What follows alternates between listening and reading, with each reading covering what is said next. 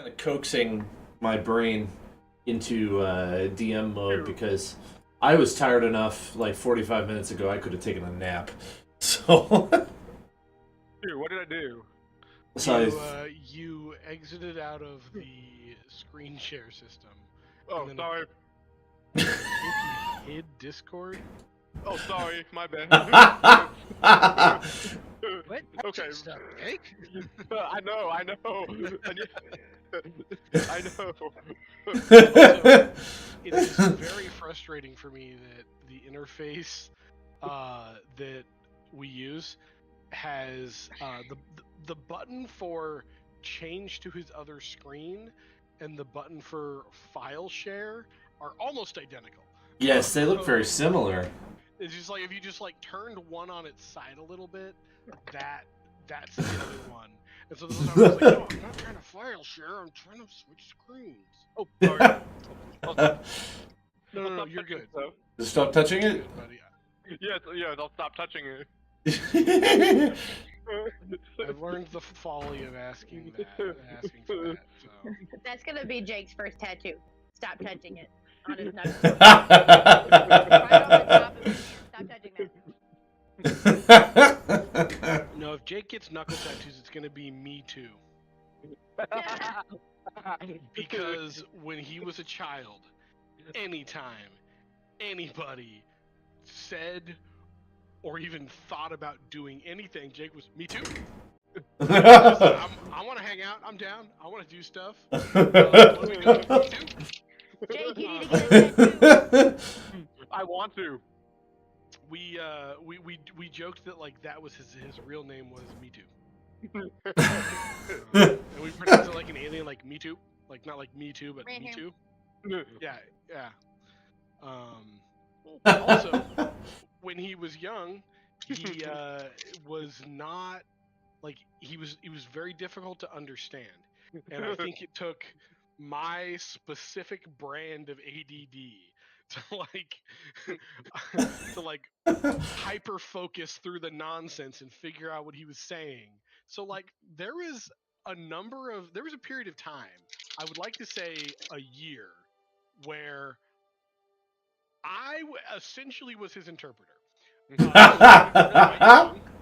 This was pre-elementary school, but yes, like if people were trying to talk to my parents would regularly and come get me so that they could understand what he was saying.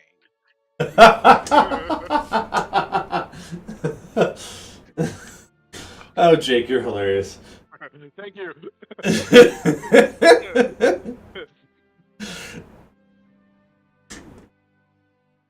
Well, how are you doing, Jared? All right. Good. Drinking some coffee, trying to wake up. Oh, same here. Same here. So, I have had a lot of success recently with DMing on the spot, seat of the pants, couple tools to help me out, like some tables and stuff. I have found it incredibly relaxing and stress-free for me. So I still do some pre-prep, but holy cow, I am enjoying the experience of DMing on the spot way more than I used to. I'm not gonna lie, Dan. Most of my DMing is like that. It's just like making the production is just so much work that I've just kind of learned to just off the cuff it. Yeah, especially when I was getting a little burned out there with Star Wars, towards the end there, and it was like I distinctly remember when you guys were like, yeah, we're gonna stick around Welk and basically do Star Wars D&D. You're like, no, you're not.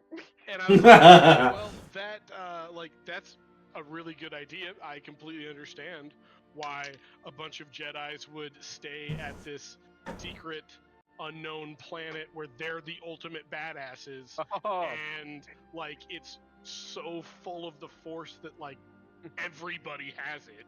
Like, yeah, of course Jedi would want to stick around and look into that phenomenon a little. I don't know why I thought it was going to be a day trip. Yeah, then it's just like I was not prepared. You know what? This is just what we're doing now. As long as they want to stay here, I will keep pulling up stuff. Yeah, yeah. So much of that arc was like done on the spot.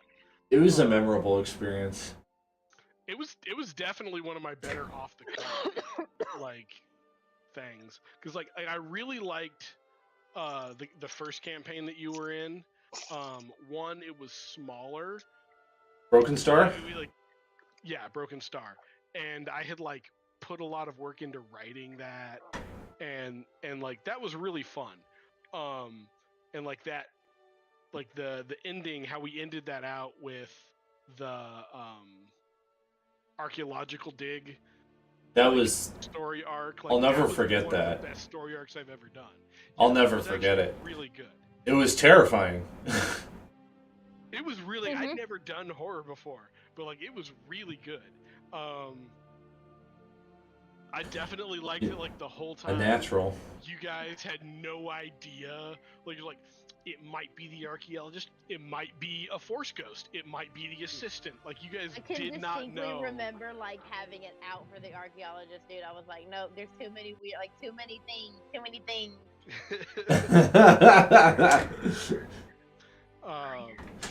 Yeah. I thought that was really good, but like, as far as off the cuff goes, your guys' time in Welk, I think, was definitely the best story arc I've done. Almost completely ad-libbed. That's great. Well, go ahead, Jake. When are we gonna get back into Star Wars again? When one of us has the energy to put together a story, I think. One of y'all spoke it into existence, and I'm pretty sure it was you, Dan. But one of y'all spoke It was it me. into existence last game. Yes, because you were like, "Oh, I got this cool tool to do Star Wars," and I felt a shift in the force. I'm with Jake. I mean, I love you. I'm having fun. Good. Well, I've learned how to cut out the fluff that's unnecessary and get down to brass tacks a little bit better. So, last game you guys were in taught me a lot. So, with that, I'm just going to off the cuff recap because I did not listen to last session, but it wasn't hyper relevant. You joined the Adventurers Guild, which I also sometimes call the Fighters Guild. They're basically synonymous. I just sometimes forget which one I'm thinking about, and I say the wrong one. They're the same thing. When I was a kid. Me too. In my Tyranny game, I call it the Fighters Guild because they all call it the Fighters Guild, but it's actually the Adventurers Guild that I had coined the name to be. And I've said that in this game, but I might accidentally say it wrong, so same deal. You joined there. I won't correct you, Dan. Thanks. Well, you're welcome to correct me if you want. Just poke me to get my attention. Okay. God, what are you doing? Oh, sorry. You met Aaron, the clerk of the Adventurers Guild, and he let's see. He got you in touch with no, not in touch. He got you signed up for a quest. But before that happened, you received 2 letters in the mail. One letter from your competition asking if he could create a joint venture with you and become the most profitable tavern partnership in all the land, which you promptly shot down, and it hurt my feelings. I'm just kidding. We said, Dan clearly has a plan here. Let's ruin it. Didn't bother me one bit, but I kind of purpose or accident. that is something I don't need to know. Totally on accident. I for sure thought that guy was shady. And then you got a letter from the Benefactor, which you also thought was shady until I reminded you who I am, and you're like, okay, yeah, that makes more sense. Actually, Do I have that note still? I should. Basically, it said, like... Go ahead. Oh, no, I was just going to say that if you were in Game of Thrones, like you personally, you'd be like the first guy to die. The first guy lost to political machinations. It's like, you don't got the evil in you, man. It's okay. Well, that's good to know. Thank you.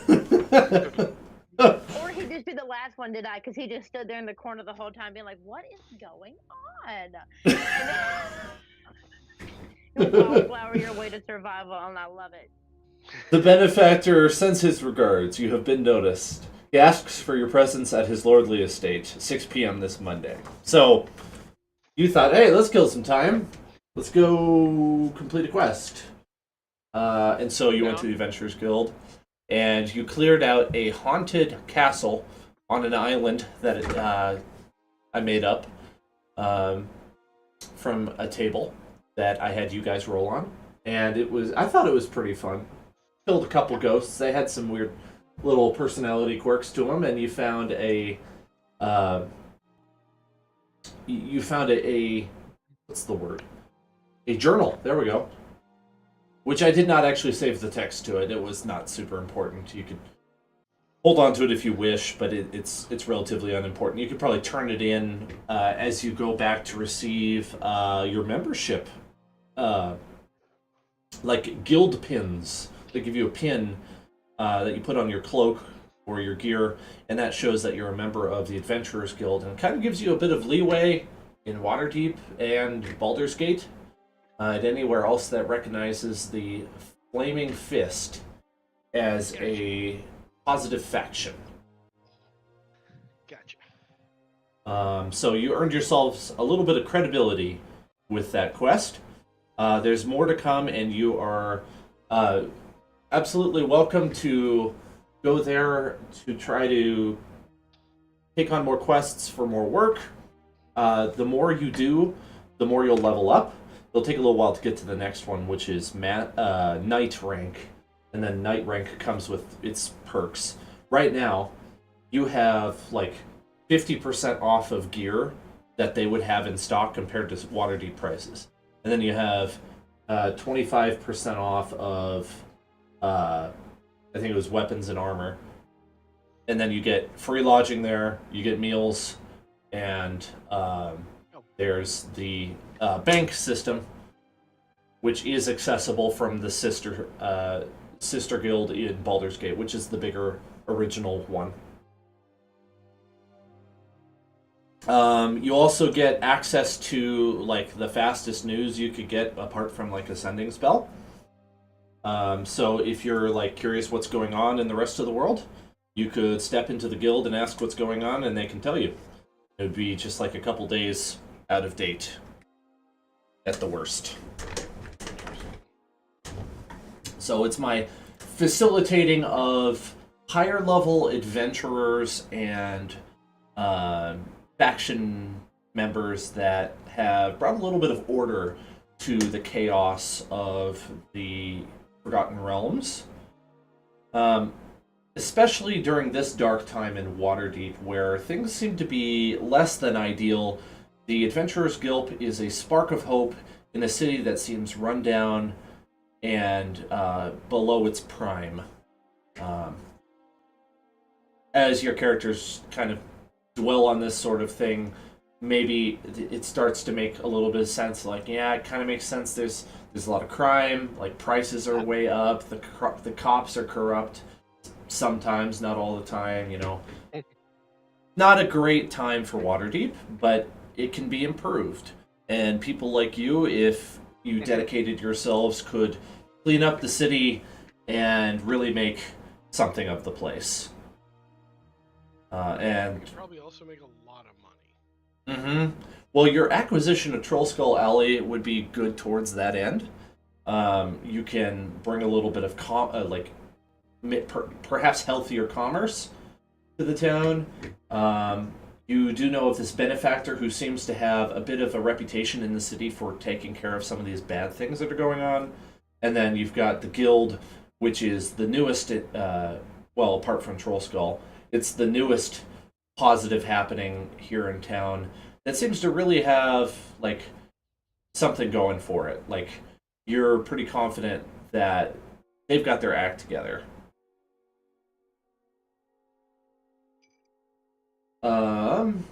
I have for you on Roll20. I'm showing you a picture of what Trollskull looks like because I forgot to show you earlier.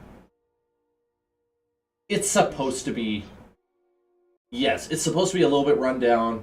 Like there are probably some broken windows and some worn out carpentry. But if you find some folks, which you certainly could, you could get that fixed up right quick. Yeah, you could. You got a little bit of like extra paperwork when the title was handed over to you, and so if you want the repairs to be city approved, you might want to seek out the Carpentry Guild, which is a real thing, the Carpenters Guild, and get them working on the hard stuff. Because otherwise, some warden might come around and like, this is not approved. I feel like we hired a specific person to handle this. You did hire a manager. I'll talk to my dad. I'll see if I can buy us some time on the zoning thing. If anyone calls us in, I'll smooth talk. I'm sure I can smooth talk it over. I think. Did anyone happen to... Go ahead. I have no charisma. Remember, part of why we're doing this job is we need to get some money together, Right. so we can get it to. We're working on it. I'm gonna call her Angela, but I know that's wrong. I wrote it down. Hang on a second. I'll find it. I did not write it. Alara Moonwhisper. Alara, yeah. Part of getting the 600 that we need to put together. Which, like, I think you said you were throwing in 300, right? 100 to your 300. 100 to my 300. Okay, so Yeah, that I puts us don't up at have 400. 300. Like all I have We're is 100. almost there. We're almost there. So, and I assume that like also goes into getting the place at least like presentable enough for some patron. You know what I mean? Like, we don't Yeah. have the doors open yet to people, do we? I don't remember that. No, we do not. We do not. We should be good. We're not serving yep, we- alcohol yet. They're not gonna care if we're not doing that. Right. Does anyone remember what the revenue was? I can't remember offhand. I think it was 1,600 for the first month. We might need to have an actual. That ring a bell? That sounds high, because it's $600 to get up and running. I don't think we had. Did I we thought have it was $650 double? a month. I'll go back and re-listen to it and get that number then, because I forgot to write it down, unfortunately. If the margins were that good, Zach would have probably just been like, "Oh yeah, no, we're for sure doing that. Everybody, give me your money." Like, Okay, I'm down for that. Rizzy's down for that. You're gonna just give him your money? Yes. You did say a high number last time we played. I remember thinking it was like that sounds unreal. That sounds like a lot for a tavern. It's revenue, not profit. Just remember that. yeah, but like, even if it was 1,200 and it cost us 600 a month, that's 100% return on investment out of the gate for a brick and mortar establishment. And I realize we're not playing Business Simulator here, but the part of my brain that works with this stuff all day long is they're like, "That's fantastic, absolutely. I want 10 just like it, please." We'll just chalk it up to it's a really lucrative business opportunity. It is a fantastic location. There's actually a lot of business in this area. I'll show you guys the map that would have that information now.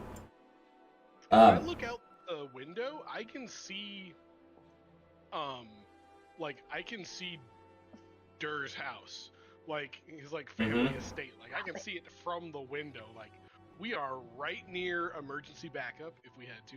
Also, a lot of rich people around here. They have deep pockets, you know. That's right. Exactly. I think we have prime real estate. I agree. If ever the troop of us was gonna open a bar, this would be the place. Is Runes Brews a direct competitor? No, it's like an apothecary. Maybe they can sell their brews at our spot, though. We should talk to them.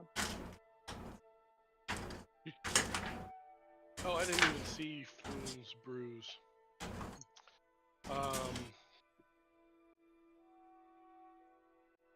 I mean, listen, I'm not saying this should be our first option, but an option is to have Rizzy get real clumsy with the glassware Okay.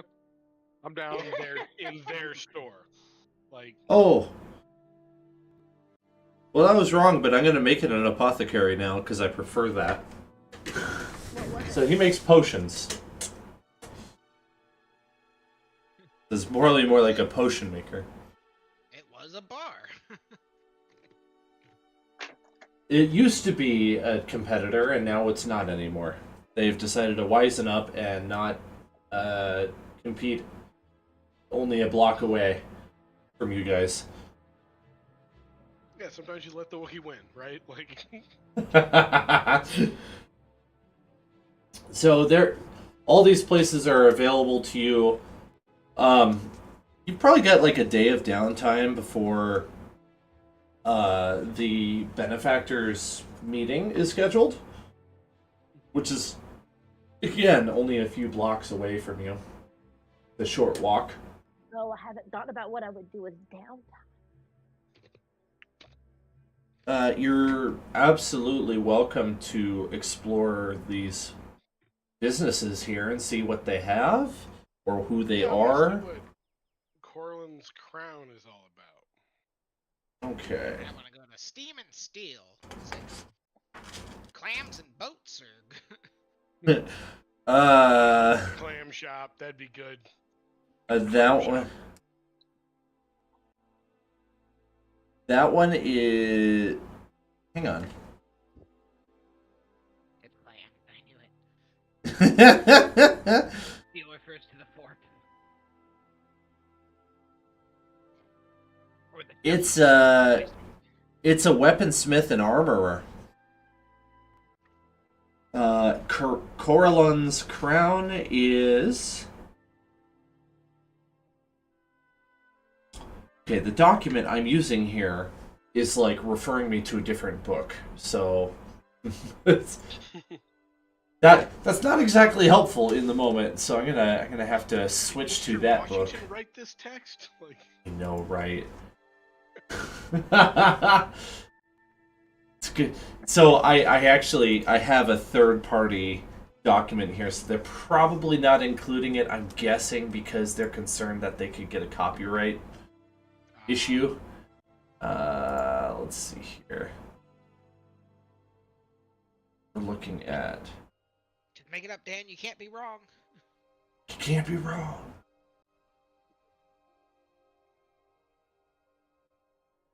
Kind of curious what it has because it's apparently a place that's frequented. So I could be wrong.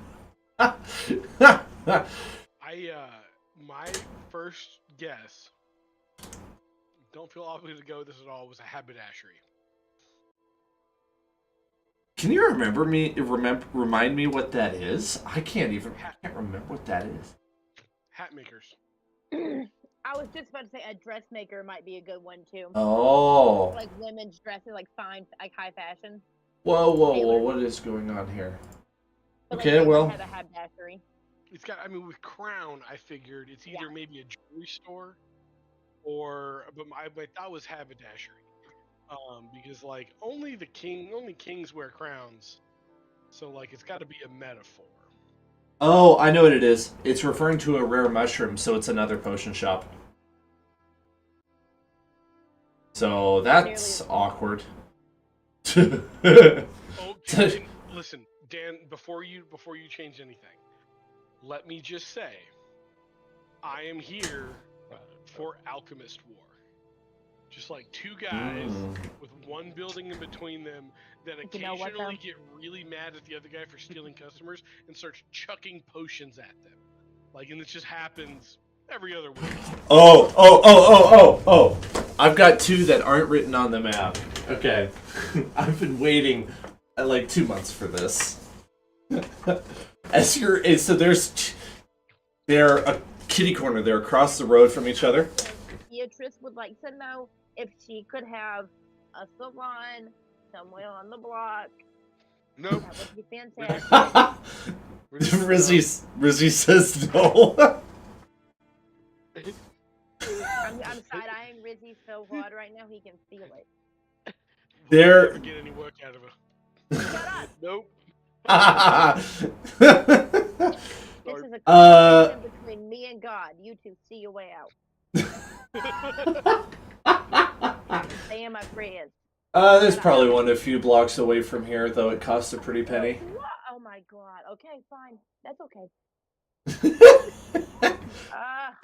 But Alright, when you're leaving the block, you see one that's labeled this.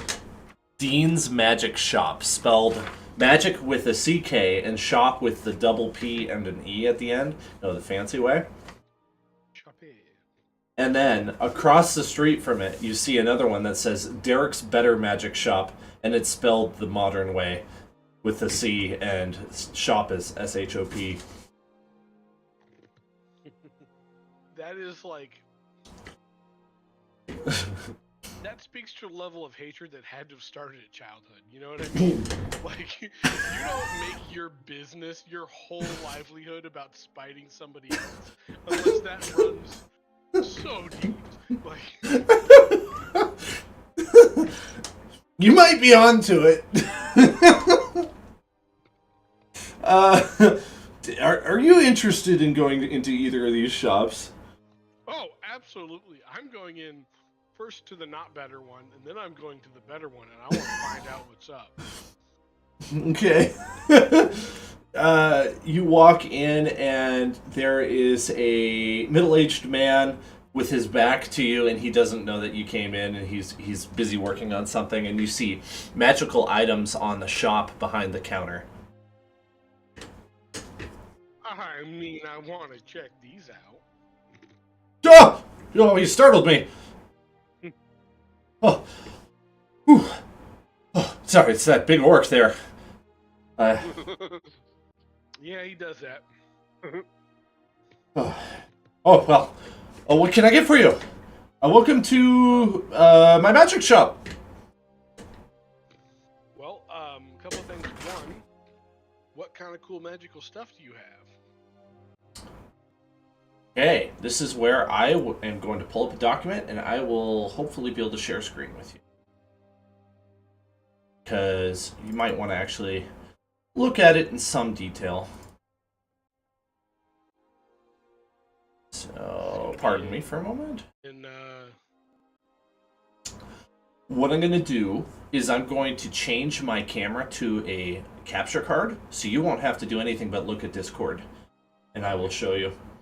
It'll just take me a moment here. Magic shop.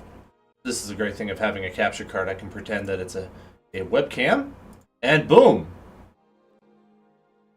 Okay, so Dean's Magic Shop, so I might as well just give you the lore. It's a direct competitor to Derek's Better Magic Shop that sits across the street.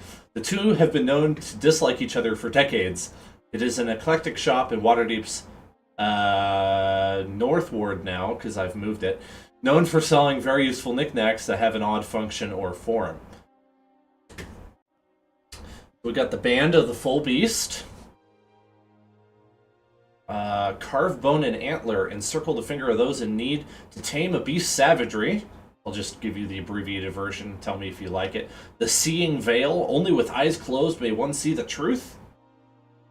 The Six-Stone Shield, a dwarven forged and instilled with the innate power of the deeply mined gems. The Six-Stone Shield glows brightly and will shield the bearer from elements assailing them. You've got a brown scroll case that can hold a single scroll. It can disappear and reappear whenever the wearer utters the word secrets. Basically, kind of like that, I solemnly swear that I'm up to no good. A small vial of vampire's blood that repels creatures. A pouch containing an ounce of altered wolf's bane that attracts lycanthropes. A dark mahogany seed the size of a fist that, if planted, immediately causes all nearby flora to bloom, but then immediately decays. That one's pretty pointless. Man, I got all kinds of uses for that. The silver cup inlaid with elvish script that sings mesmerizing melodies when filled with wine, but howls in anguish when filled with anything else. A set of dark spectacles that allows the wearer to see faint aurors of similar colorings encircling individuals who share a common ancestor, and a small pot containing a yellowish paste corrosive to oozes. Anything that immediately stands out is like, that's cool, I would be interested in investigating or haggling for that. Yeah, I would like to talk about this vial of vampire blood. Hey. Alright. Oh yes, the vampire blood.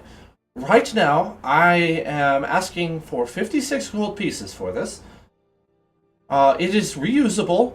You don't have to consume it. It's not a spell. It's just magical. All you got to do is just open the stopper nearby, and it'll repel anything that feeds on blood. It's the scent. The scent keeps them away. Think of the Sturges. The Sturges are always trying to drink your blood. All of a sudden, I'm starting to come out a little bit Irish here. I'm just going to embrace it. You get yourself the small vial of vampire's blood, and Sturges will no longer be your problem. I'll be honest with you, I had not thought of giant demon mosquitoes as a problem that I was likely to encounter. But I do think regular mosquitoes is something that I would inquire, or that I would occasionally have to deal with being on the coast here. My cousin carries one of these, and it's actually really helpful. I'm kind of envious of them. I've been looking at what you should get it. Oh, absolutely. My cousin carries one. Perfect. Even the normal mosquitoes are deadly.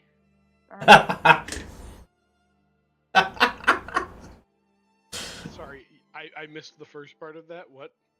When you're my size, even the normal mosquitoes can be deadly. Yeah, I bet you get drained. Luckily, they have a hard time sneaking up on me because they're almost half my size.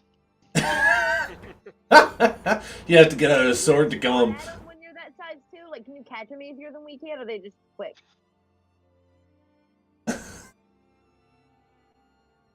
I want to see you wrestling. You could probably ride a mosquito. Also, Rizzy, do we want to put werewolf catnip in your back pocket? Would that be? Would that be fun? Yes. I'm not hanging out with y'all. I'm not doing it. It would be fun. No. Do it. Maybe not in Waterdeep, where like every time we get in a fight, we risk getting executed. Could you put that in my back pocket, Zach? Let's hold off on that. Let's circle back to that when we're spending less time in Waterdeep. Oh, don't worry. I'll hold on to the items for a bit. There's not that many buyers around here, so if you need a day to think about it, feel free. I'm gonna go. I want to just, and I'm gonna say this because it's not completely to the cashier, whatever his name is, but to the group. Be like, I'll buy it. I wonder if they don't have the same thing at that. Was it something's Beta shop? Beta Magic shop down the street. We're new to the neighborhood, so. Oi! Don't you be mentioning Derek in my establishment? What? Don't make me get me shillelagh. I'll drive you out. Get out of me shop if you're going to be speaking of him. What did I say? What did I do? Don't speak of me competition in me establishment. Oh, that makes. I'm sorry. I disrespected a man in this house, and I apologize. I didn't even think about that. You're right. It's all forgiven. I was mainly joking. I'm not really interested in getting me shillelagh. Okay, I'm sorry. That's all I heard, and I was like, okay. Is barks worse than the spite. Thing, I don't need a shillelagh. I got a Rizzy. I'll buy it. There's a reason I was startled when you came in this place. That orc there, he's quite a stout one. Where did you find it? Oh yeah, down in the Dogwoods. That's right. Friends for a while. I think my sister ran into a band like his somewhere out in the wilds one time. Crazy stories. Are they all true, Rizzy? Nope. What? I didn't think so. You know what? You're right, sir. You're right. I think thinking about a purchase of a magical item of this nature, definitely I'm just gonna take my time with it, so to speak. I tell you what, if you find the same item in me competition's establishment, you bring me proof of its existence and I get you a discount. I'll beat his price. It sounds like I could be a potential. Sorry for sneezing into my microphone too, y'all. My bad. Oh, A very potential customer. I will say I have my eyes on that scroll. That looks very interesting. bless you, wee lassie. Is the fur causing you to sneeze? She's allergic to herself. I'm allergic to cats. Isn't that ironic? Please don't put that in canon. Jeez. It would be hilarious. But Well, despite the name, Derek's magic shop is not better in the least. do you have a dog? Not one bit. Sorry, I didn't mean to be rude, but I'm allergic to dogs. All is forgiven. Don't worry about it. Yes, you go check it out, see if he's got it, and come back here right quick. Yeah, let's do Will that. do. But Let's I do like go that check scroll. out the better magic shop. I promise you me merchandise is better than his. You seem like an honest man. Whatever your name is.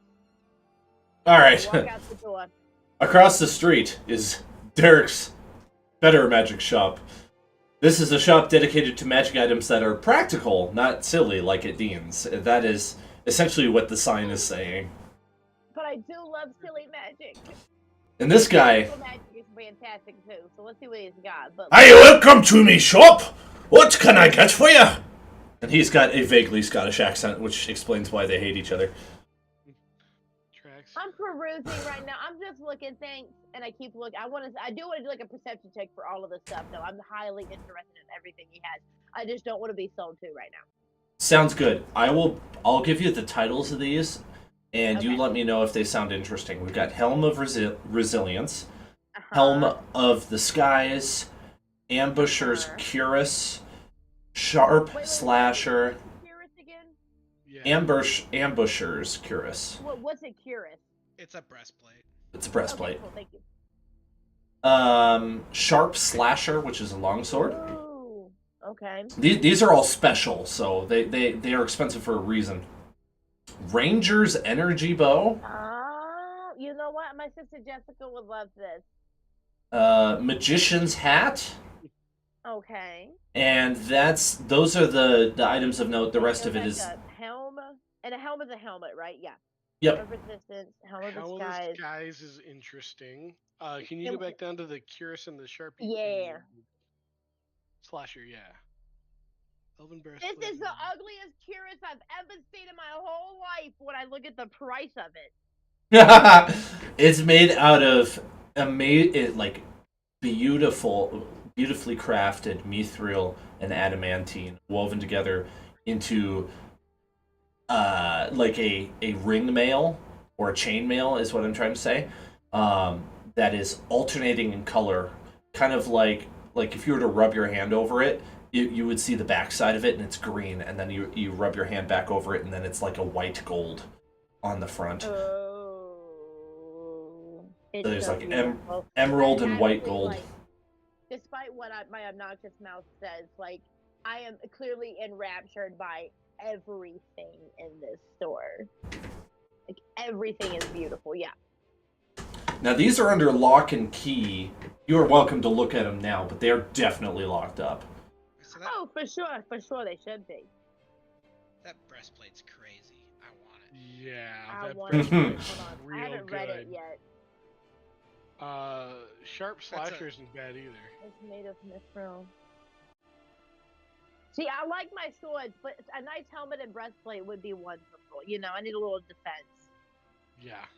And you give him enough time, he could 1,000 maybe find multiples of these items. 7 That's a gold +1 pieces?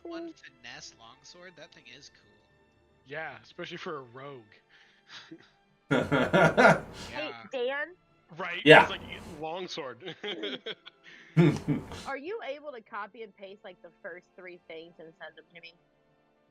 Oh, sure. Can I send you the Word document? Will that work? Absolutely, that would be even better for both swords. Actually, I just want Yeah. to have time to like read and look at them. You know. Yeah, if you I have enough like time, that. cool. I will do that right away.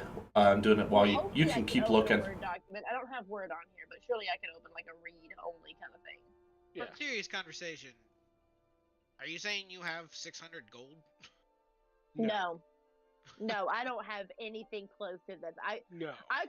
could do another job or two and get the scroll. I can't get anything in this store. Like no. Yeah, yeah. I was gonna have to haggle Even if him down for the even if blood he did vial. have better prices, like better products, like, I can't afford them. Yeah. I mean, for me, like, I'm priced out of this place, so Right, for like my sure. dad always says, 0 or 50% of 0 is still 0. So I obviously who gets my business gets my business. I was gonna try to haggle that other sucker down from 79 gold pieces for that scroll. I can't haggle down 1,387 gold pieces for this cuirass. My father would die. My grandfather would roll over in his grave. This is why we're quick cat people, so we don't have to buy stuff like this. I would love to buy the whole store. It's beautiful. It would be so handy. Yes, I can't. But I'll sit here and look at it in the catalog that Dan's about to drop me. Just stare at it every night. All of a One sudden, of these one day. I need a check, and I think it's wisdom save. And I think I need a wisdom save from everybody. Oh Okay. no. Don't Okay, what's my love that. wisdom? Is it a 4, Zach? My wisdom? Your wisdom is not great, bud. So Your 2? wisdom is a 0. Roll it. Roll a 0. Roll a 0. You said wisdom save them? 6. Yep. 6. I got a 6. 6. I don't know if I've ever heard anybody more proud about a 6 than He tried his darndest. I gave it all I had, and I'm proud of that.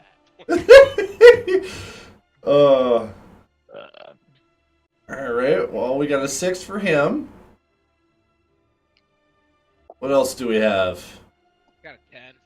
10, okay. 10 is what you want to beat, so meets it, beats it. Okay, cool. I got a 13 then. Okay. Well, not then. I got a 13 before you said 10, but What did Geo get? Did you say it and I missed it? Nope, I just rolled it 14. 14, okay. All that happens to Rizzy is that he gets a little bit scared for a moment. Probably some sort of like deep traumatic memory of his resurfaces as you hear a boom outside the door down the street. And all of a sudden, the whole shop lights up with a bright, intense orange amber glow, and then the light goes away immediately. And you hear a crackling in the background, and you hear shouting, "Hey! Get water!" go to the keep. Go to the keep. Go to the keep. Everybody run. Everybody run. Run home. Well, I want to go at the front doors and take a look at what's going on. Well, of course, but we got to make sure the keep is okay. Yeah, You mean our house? Yes. That's not Yeah, a keep. we rush that's outside. Trollskull Manor. Like, what are we gonna Trollskull see? Manor. That's what I meant to say. Everybody run outside. I have an image that I'll show you. By the way, if we had a wizard, that magic hat would be bananas. Oh my god. I know. Whoa. So that's a little bit of what you should expect to see. This is very clearly a one-off incident, but it is sufficiently powerful enough that it sends the denizens of this area scattering, and there are shouts, and you can see some injured people on the ground, including a motionless figure. Is it clearly like a fireball attack? Yeah, for sure. Are you For touching sure. your mouse? No, I'm not. You're It has- touching your mouse. It has all of the No, signs that it is a single one-off fireball that just happened. Back to my camera, I'll just pop this I want to onto... try and either do a perception or investigation to figure out like what direction it came from, right? Like maybe not exactly the person, but like up, down, Yeah. left, right, you know, that kind of thing. Like what direction did it come from? What did it hit? That's what I'm worried about. There's a building in shambles. Not destroyed necessarily, but the whole front face of it is missing. It's on fire. Was in that building? The building is like starting to catch fire. Flames are starting to go It up. already went off, so I can't tell where it came from. I waited to go see if anyone's in there. It's clearly not the manor. I want to go help. All right. Yeah, it's not far from the manor, so you probably would be motivated to go find out if it's like to probably try to stop it if you can.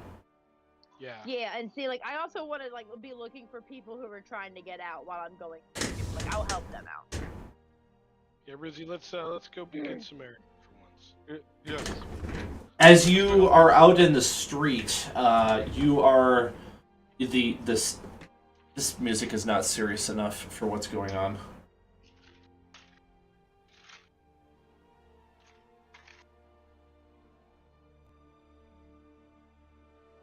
Okay, there we go. That should help. Something to set the tone a little better. Okay. You see charred bodies along the ground, and you hear anguished screams in the air, and a thick cloud of acrid smoke billows outward from where the blast came from. To guess the nature of the explosion, do a Arcana or Investigation check. I'll do investigation. Ooh, a 21. Nice. Or no. Yeah, 19, 20, 21. Yep. Was that Arcana or Investigation? Investigation. Okay. Is anyone doing the Arcana? I rolled Okay. Arcana, I got a 14. Okay, that also passes. Proficient, though, so I don't know. So the Arcana check confirms that it was a fireball, confirms your suspicions, so you know that to be 100% true. That's not in question at all. The investigation check shows that the fireball was lodged from ground level. Lobbed, I meant to say. Lobbed at ground So level. probably somebody that was in the street. Does it look like the fire? Can I do a perception or anything? Does it look like the fire is spreading or? No check necessary. It's spreading like, to... Don't have it. Okay. Yeah, it's spreading up the building, and there are buildings touching it, and the fire is threatening them. And you hear a great amount of commotion in the street as city watchmen start showing up, and a bucket brigade forms, and they are calling for any able hands. Help! Put out the fire! Moon, do you have detect magic? Or like anything that can figure out like if we could chase the person down that did this? Like we're running out of time. Nothing like that. I have an axe. Okay, I can't cast. Yeah, I think we just need to start. Like, let's get in there and let's try to start. pull some Okay, people out. we lost Like, them. Yeah, you're right. Come on. I can No. fly up. I gotta like fly up and like look around, but I don't know if that'll help. Yeah, do that and see if anyone's acting weird up there. Do that real quick. We'll be down here. Come back and help if you can't find anything. Just go see real quick. Moon, before you take off, one of the watchmen doesn't grab you, but he like gets your attention. He's like, "Hey, you with the wings!" And he directs you like, "Go that way to X building and get the mages. Get them here stat." I don't know what to do. Decision paralysis. I will like fly up and do my investigation check. Okay, go ahead and roll that investigation check then. You're trying to figure out who did it? Who done it? Also, Yeah, Beatrice, it's like- isn't finding people your entire job? Okay, I know, but I can't find everyone if I can't detect magic or anything. Like, I can't do both. And he's got wings, so that's why I delegated this time. Do you need to be delegated to take this bucket and go put it on the fire? I grab buckets and I throw them on the fire. I'm just standing there. Good job, guys. District manager energy right there. Are you the assistant to the assistant bucket brigade manager?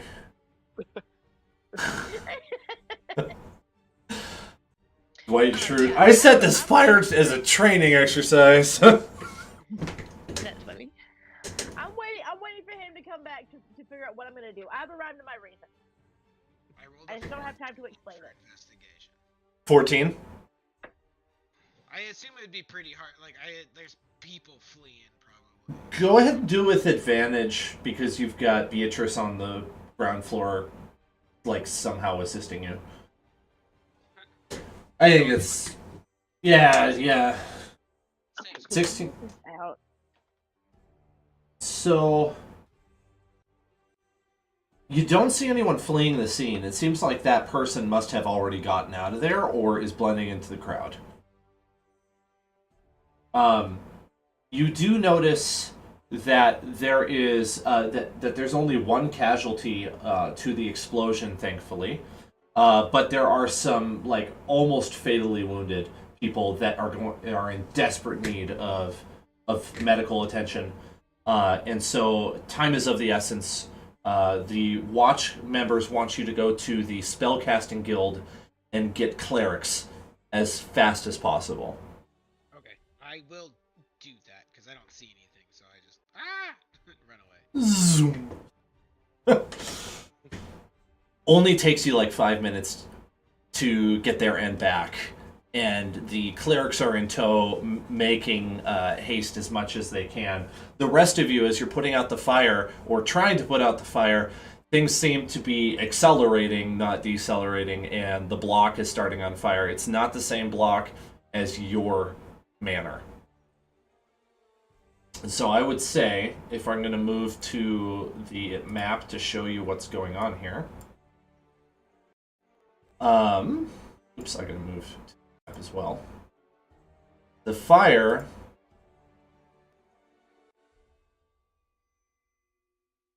is burning here at the moment. It's threatening Zephyr's Post and possibly Froon's Brews. You've got Derek's Magic Shop D1, and you got Derek's Better Magic Shop D2. So it's far enough away that if you manage to be able to stop it from jumping across the alleyway, it's not going to threaten Trollskull Manor. The clerics show up on the scene as you are all panting and sweating in the heat of this fire, seeming to have very little control in stopping it. And the clerics start, like, casting Cure Wounds on all of the wounded and getting them up and out away from the fire. The watch is helping them.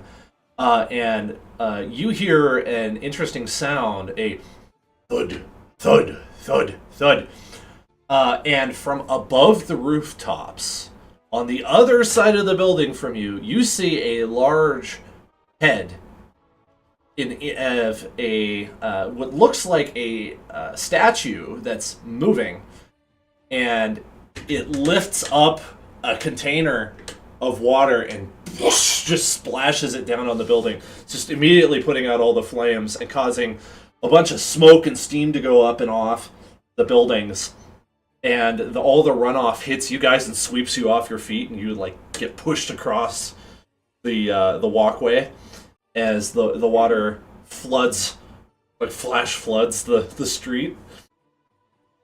Not seriously, of course. and you get up and you see that the flames are extinguished. Quick, loot it. That's gonna go well. No, not really. We're gonna rob our neighbor in broad daylight in front of everybody. It's just. But we We'll do it. can I do a perception check for all the back ways into their stores that I can see now? We'll do it at night, like professionals. Yeah. It's the perfect time to case this place because everyone's chaotic. And what's worth breaking into or not? Like that store right there in front of us. I'm so glad. I'd have been There we pissed if I got picked up for that one. You hear the chaotic shouting of people as there are people like on the like sobbing as their loved ones are injured or close to death. You know, like get a cleric over here right away. You know, like the basically the first responder clerics are hard at work trying to do their best to take care of anybody who's downed. You see in front of you a body that was very close to the flames that is completely motionless right next to you. It's badly scorched. I don't think this one. I'm gonna stoop down and check for a pulse just out of respect, just to see, you know. A watch member also comes up and assists you in checking for a pulse. There is no pulse. I don't know about that one, man. It's just, you know, you gotta ask, right? You find out he's a rock gnome, and you don't see a whole lot of those here in town. He's definitely one of the more exotic races. Thank goodness, y'all. I thought this was a kid for sure. I mean, I'm still sad, but whew, that feels a lot better. I was trying to. The watch starts calming everybody down, and they usher you into essentially like a single file line. They're like, nobody leaves until we get information. We need witnesses. Witnesses. And they start going through the line of all of these people, asking, "What did you see? What happened?" And then they finally come to you and they ask, "What did you see? How did this happen?" Well, unfortunately, we were in the store when it happened, but we like lightning. We're pretty sure it was a fireball, like magical. We're pretty sure this was magic. That too. Starts writing things down. Yes. Anything else? No. I mean, Moon, did you see anybody when you were being all eye in the sky? No, I really didn't see anything. It was just utter chaos. Did we tell like what store looked like it was targeted? It wasn't. It doesn't seem like it was the store so much as the fireball is actually on the pavement. You can see Ground Zero, the epicenter of it, just so it spread out. Oh, no. It hit the building as like what do you call that? It starts with the C something damage. Collateral. Thank you. It's like I know what it is. And so the building starting on fire was like a secondary thing. Okay, that makes more sense. Which is more horrifying. All of us were targeted. I really don't know. Neither. I wish I did. Yeah, they kind of extract all the details they can out of you, and then they move on to the next people and they let you go. And things start calming down as people start leaving. Is the other magic store still alive? Where's our friend? Yes, so Doesn't like his stuff too much. All the marked ones that you know of are fine, but there are 3 buildings that are scorched and badly damaged. I just kind of scribbled over them on the map there. Those are the ones that are damaged. I still see just the picture of the fireball. You do, huh? I need to refresh. Did I not move you like I thought I did? Oh, no, I did. The fireball was on something else, wasn't it? On roll 20, it's the map, right? Yep. No, I was looking at the fire. Okay, hold on. I So updated it, so there we go. Okay, I'm back now. Sorry. so I'm gonna mark where the fireball landed, like right there. That circle is where it landed, and then it just managed to spread to the buildings. It was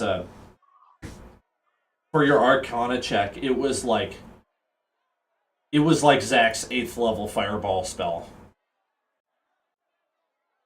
Oh, this was a big. It was huge. It wasn't first level. I mean, it wasn't like basic level fireball, and it wasn't firebolt either. It was seriously high level. Just dropped right there. Do you want to? Go ahead. Being like from here, how many incredibly powerful wizards are openly living in Waterdeep? Like I feel like I would know if like there were wizards that could summon beings from other planes and like, you know, destroy like take out small armies with their spells. Like, I feel like if anybody like that was like not I would hiding it, probably too. Yeah. I would probably know that as a resident, right? So, as your resident knowledge, you know of one, but you do know of a source where you can get more information. That'd be your guild. You can also stop by the spellcasting guild, because you probably should get signed up there if you're a spellcaster. They're going to expect that of you. Otherwise, if you get caught doing a ton of magic in the street, they'll just arrest you. So you are required to be like on standby as a first responder. Like that's what those clerics were there for. If you're out of town, that's a different story. But if you're in the city and you don't assist, that's a problem. Because everybody's livelihood is at stake. They don't have fire trucks. They don't have ambulances. It's the whole like you live in the city, you have duty once in a while. So they would know more information. The guild would know information. You know of a certain unnamed wizard that used to live here a long time ago and has a tower that seems to have been like warded off. And this is like the only wizard related thing that you probably would know about. This guy is like nobody seems to know his name. This tower has been here since the walls of Waterdeep went up, maybe before then. And lots of people have tried to get into the tower, but the ward has been holding strong for a good, like, I think it's 200 years. Okay. That's interesting.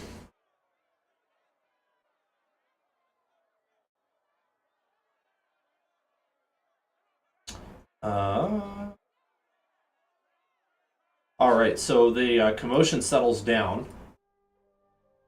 And kind of peace and quiet returns to the street, leaving you with a few bystanders that are lingering, sort of musing on the damage and how dangerous that was. And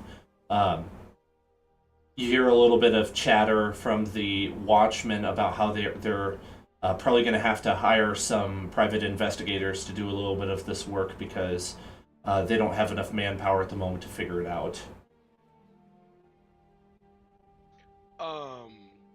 Upon hearing that, I might make a pitch. We're still trying to put together our bar money. I might go over and say, hey, you know, we're not like official or anything, but we did recently rescue the son of the Open Lord and his buddy from organized ne'er-do-wells. We could be persuaded to help out with the investigation. We're just down with that. Run down some leads. You look like members of the guild, the Adventurers Guild. Yeah, we're that too. Turns out. Excellent. Right place, right time. The guild is greatly appreciated here. Yes. What we'll do since you are since you have experience in this area, we will cordon off the entrances to this neighborhood for the rest of the day, so that you can investigate as much as necessary. If you need longer, just let us know. We don't have as many hands as we'd like. You know, the City Watch is in need of help as well, so bad times. Absolutely. Yes, we're quite short-handed right now. For that. And he gives you a couple details on like things that might be useful for them to know, because they would be hiring you per the watch to do this investigation, and then they'll compensate you fairly for it. They would like to try to find perhaps it might be a cold trail at this point, but it's worth trying. Try to find out who might have done it and where they went. Confirm the means of the explosion, which you've actually already done. One of you was an expert at Arcana, and so you could swing that as information to your investigation already. Listen, if it says it was magic, I'll take his word for it. And then any sort of motivation for the attack, and who else may be connected to it. Find the identity of this rock gnome, and identify why he was targeted in the first place. You know, any or all of those answers to those questions would be greatly appreciated and compensated. You'd be compensated for that. Thank you, guys. Absolutely, and many thanks to you as well. We will station 2 watch officers here. If you need anything, just let one of them know, and then the captain leaves. So, don't think that the irony is not lost on me that we are now going to be getting paid to solve crimes. Ooh. This is a shakedown. Wrong time. Wrong time. That's the problem, really. That's the problem. It's not right now. Speaking of shakedowns, I go and check the rock gnome's body for any. Does he carry any ID or anything? Run those That pockets. seems like a good place to start. Can I check for footprints, Zach? I mean, you don't have a great survival skill, but you probably Do can you try. want to try and help me check for prints? Yes. Okay, I'm gonna Let's go. Right. What Dress- do you want for that, Dan? And we'll decide who helps who.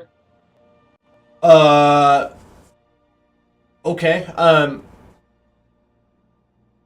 One second while I'm figuring out my thoughts here. Wait, why are we checking for prints? I didn't even think about that.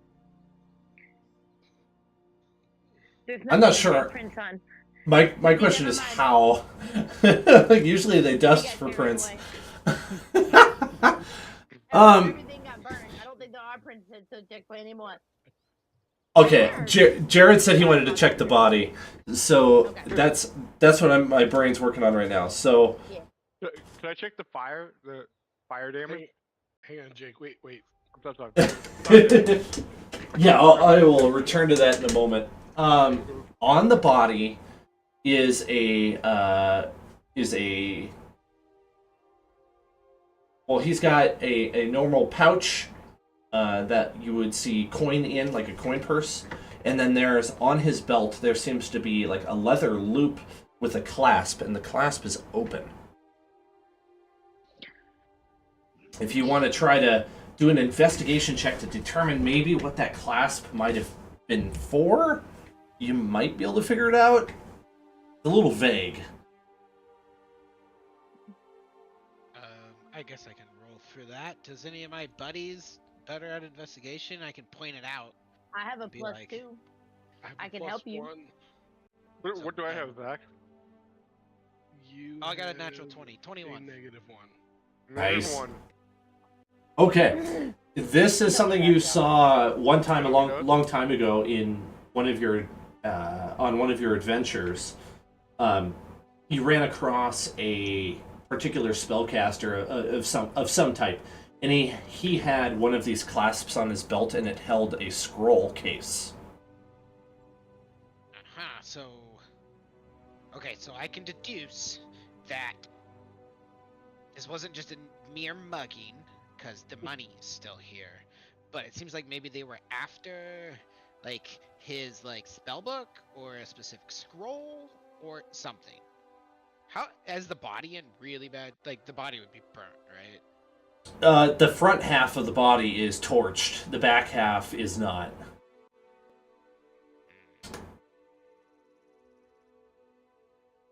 So we can assume it was a frontal attack. It wasn't from behind or anything.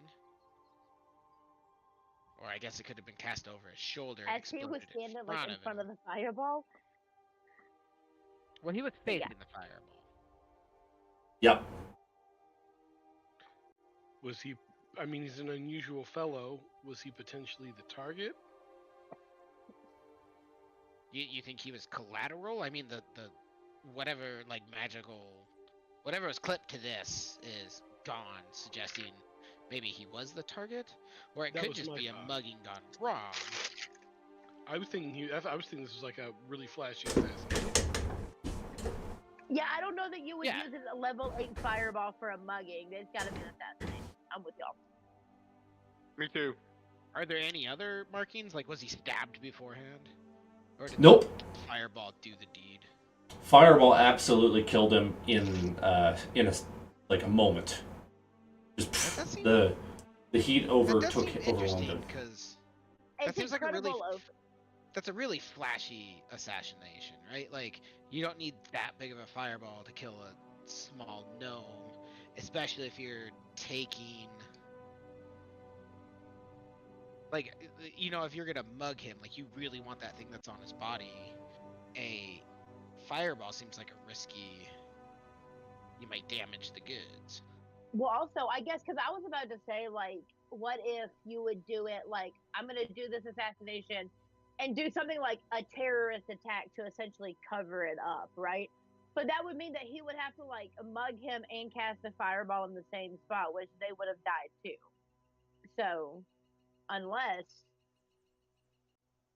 I mean, maybe if I'm you getting can cast too in the magical weeds. fire, No, I was maybe thinking the you same can thing, avoid but it. there's no other markings He on his is body. dead. Okay.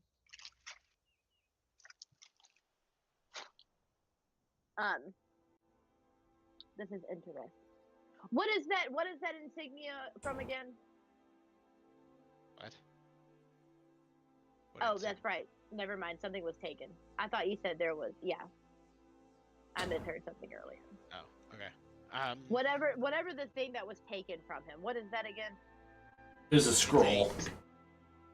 A scroll case or a grimoire of some sort, perhaps. Some kind of magical tome was likely attached to this feller here. Okay. Where he has quick Never mind. and easy access to his magical epitaphs in case he needs to quick cast a spell, which seems ironic because it clearly didn't help. It did not help. They took the stuff that we could have used to identify him. Open carry spells.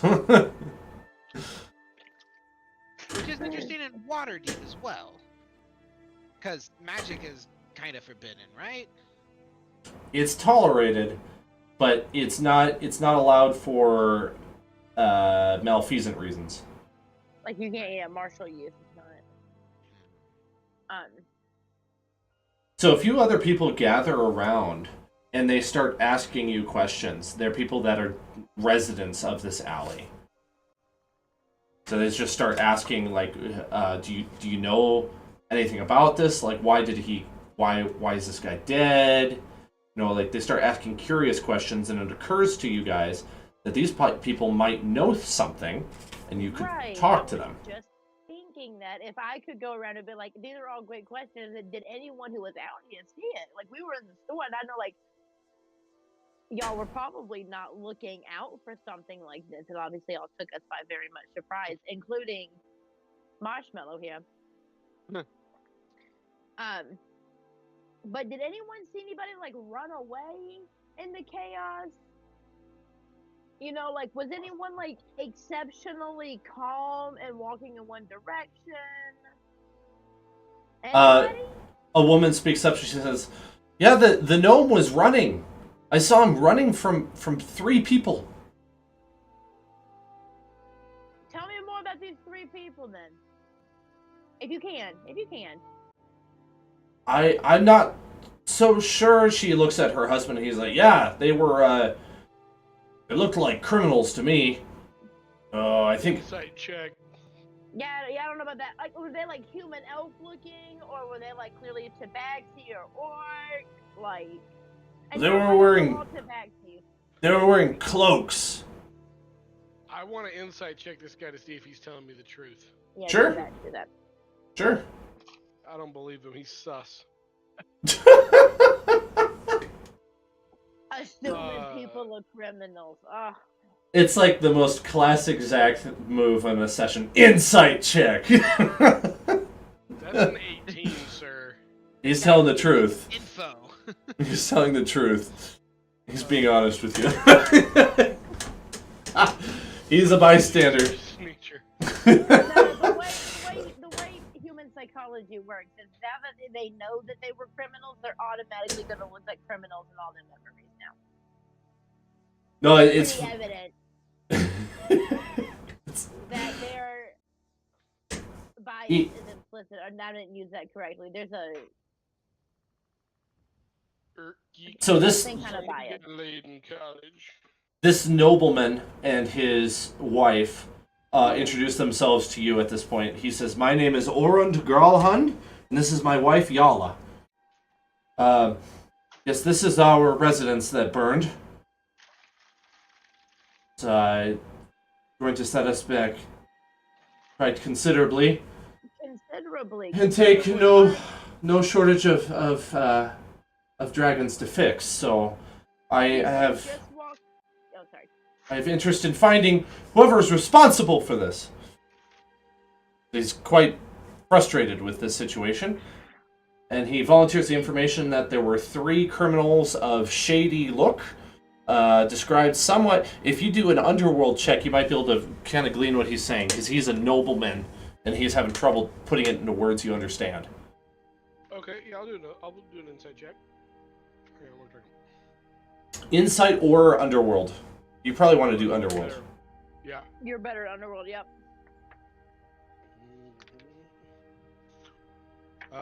12 for 19. I forgot you have a +7. That's pretty cool.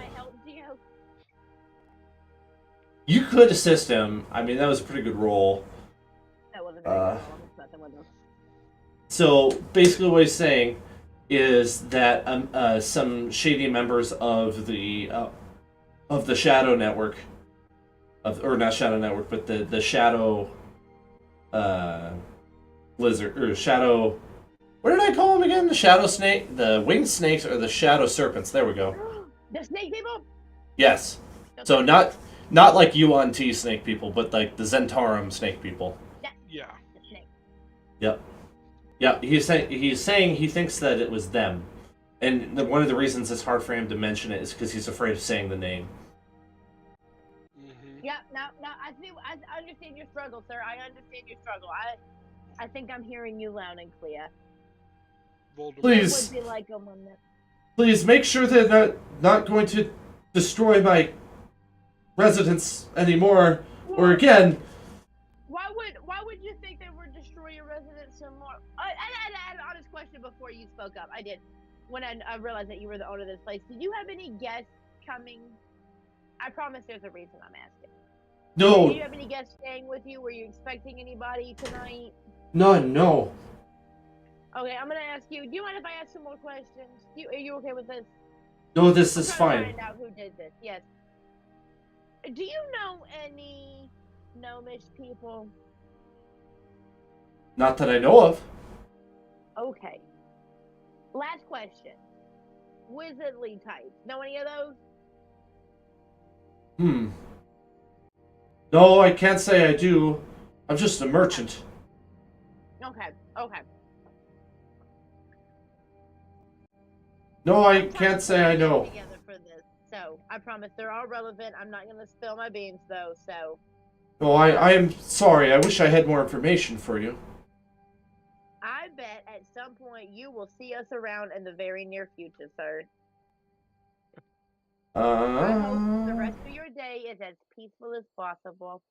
And I try my hardest to give him a cute smile, even though I have Wait. a weird cat face. Orin, And no I think I cookies. saw something. I think I saw something when it happened, and Yala speaks up. I saw after the fireball. It was terrible. I wanted to look away, but something kept me looking at him, and I saw one of those 3 men stoop down and grab something off of that gnome, and then they ran off. I didn't see. I mean, they went that way, and she points to the east. Oh yeah, So it was a burglary. Thank Wow. you. It was a burglary. It Wow. was. Who'd have knew? 8th level fireball spell for a burglary. Wait, did we know they went east? Is that what you guys are saying? I didn't know that. That'd be nice. Oh, Yep. Wasn't that just brand new info? Yep. Mm-hmm. thank We you. can go east, but that was east 2 hours ago. Thank you. Do you think it's been Yeah, 2 hours since the fireball went off? It's only been After long we enough for them to Put get out away. the fire, right? And then we talked to the cops for a little bit. And Can then I get we a- investigated a charred up body. Can I get a Close to 2 hours, an hour and a half at least. I think. A- I don't know. I'm terrible at a timing. group average perception check, please?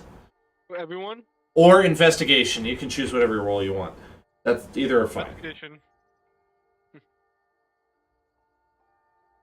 I got a Then, 9. It'll be a 9. 6. hey, Zach, what do you want me to roll? On the 0? Yeah, roll plus 0. I got a 16 for my perception. 19. 19. Nice. All right. 70 divided by 4.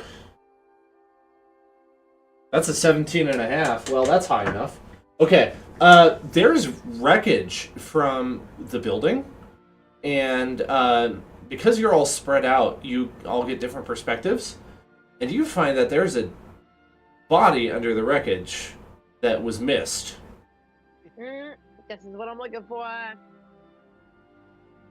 Alrighty, let's pull him out and throw his pockets. I want to not technically lose the body, but I want to investigate the possessions on the body to help determine their murder. I want to take all of the useless stuff that still has value. Well, what you find is a Zentarum that is underneath the wreckage. Oh shit! Oh, we gotta cover the body. I put everything back. Okay. Do we keep the body? Is there anything on it that we can keep? Okay, we gotta be fast about this because they're gonna come looking for their person. Is there anything that we can keep, like any Zentarum insignia on there, anything that would make like a special symbol? I'm looking for book. I'm looting the body.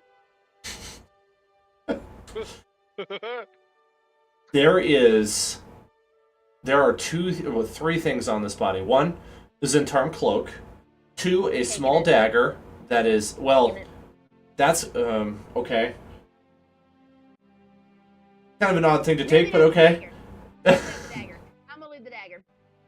I'll take the dagger. The- Possessed, as I daintily hand it to Rizzy. Oh, go ahead. Sorry, go ahead. The last item is an empty necklace that looks like it's missing pieces from it. For sure, definitely taking that. I'll snatch that up for sure. All right, one of each of us. I have the cloak. Jacoby has, or no, Jacoby, not Jacoby. Rizzy has the dagger, and you have the busted necklace. That looks Yes. very specifically magically busted. Puzzle necklace.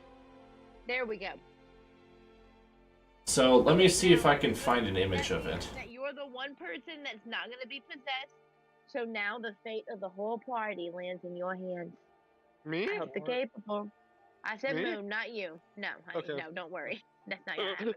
So this guy's in the rubble, burnt to a crisp. Either And there we're was a fourth. We're just sorry. looting him. Do we think maybe he was the target by chance? Or did he maybe cast the fireball? Is there anything? I don't know. He's wearing a Zentarum cloak. The guy told us Then that they were wearing cloaks. right. Well, my other thought was, what if there was four? What if there was a fourth Centaur or snake person? Don't say that word, Moon. We've talked about this. Why? Snake person. Next time you say it, and I pop him in the mouth. Not hard, but enough that like, okay. And look, they know. I don't know how. I don't know how. I whisper. I stage whisper. I don't know how they know, but they know. So that's why I'm also trying to loot this body quickly, because I'm very worried that they're gonna sneak on in front of him and that they're gonna come up on us. They're coming back for their dude. Your silly superstitions are getting in the way of the investigation. Focus up. Okay, This let's is- take the body then, and I pick up the naked body and I start That running seems like through the wrong street thing like to a do. rat with a piece of pizza. That definitely seems like the wrong thing to do. Thank you for. Probably not a good decision. And I shake her very. All right. Drop the naked body. Can you see the image I'm showing you? Yes, the necklace. So it's Yeah, missing but some it's bits still at the bottom. Okay. Oh. Hang on. Our DM gave us a real huge clue. I'm trying not to meta it. Hang on. Right. I figure I can trust you guys. You've been my party for what? 2.5 years? That's why I said, look, we'll take the cloak, take the necklace, take the dagger, and then we'll go back and investigate them. I mean, okay. That seems fine. Alright, I'm gonna go thinking back now. this Well, guy was either the okay. actual target or he was some kind of like suicide or man dude. I see what you're saying. Yeah. Because that's what I think we had talked about that earlier, where we're like, okay, if you're mugging them and setting off the fireball right next to you at the same time, like, is there the potential that the killer is killed? Yeah, like it was a huge fireball. Was even an accidental fireball. Maybe. How Okay, do you we do an won't move accidental any- fireball? Yeah, Listen, we I don't. can- Admittedly, I know almost nothing about magic, but it does not seem like the kind of thing one does accidentally. One does not simply cast fireball. Right. Okay, Sean Bean. Thank you.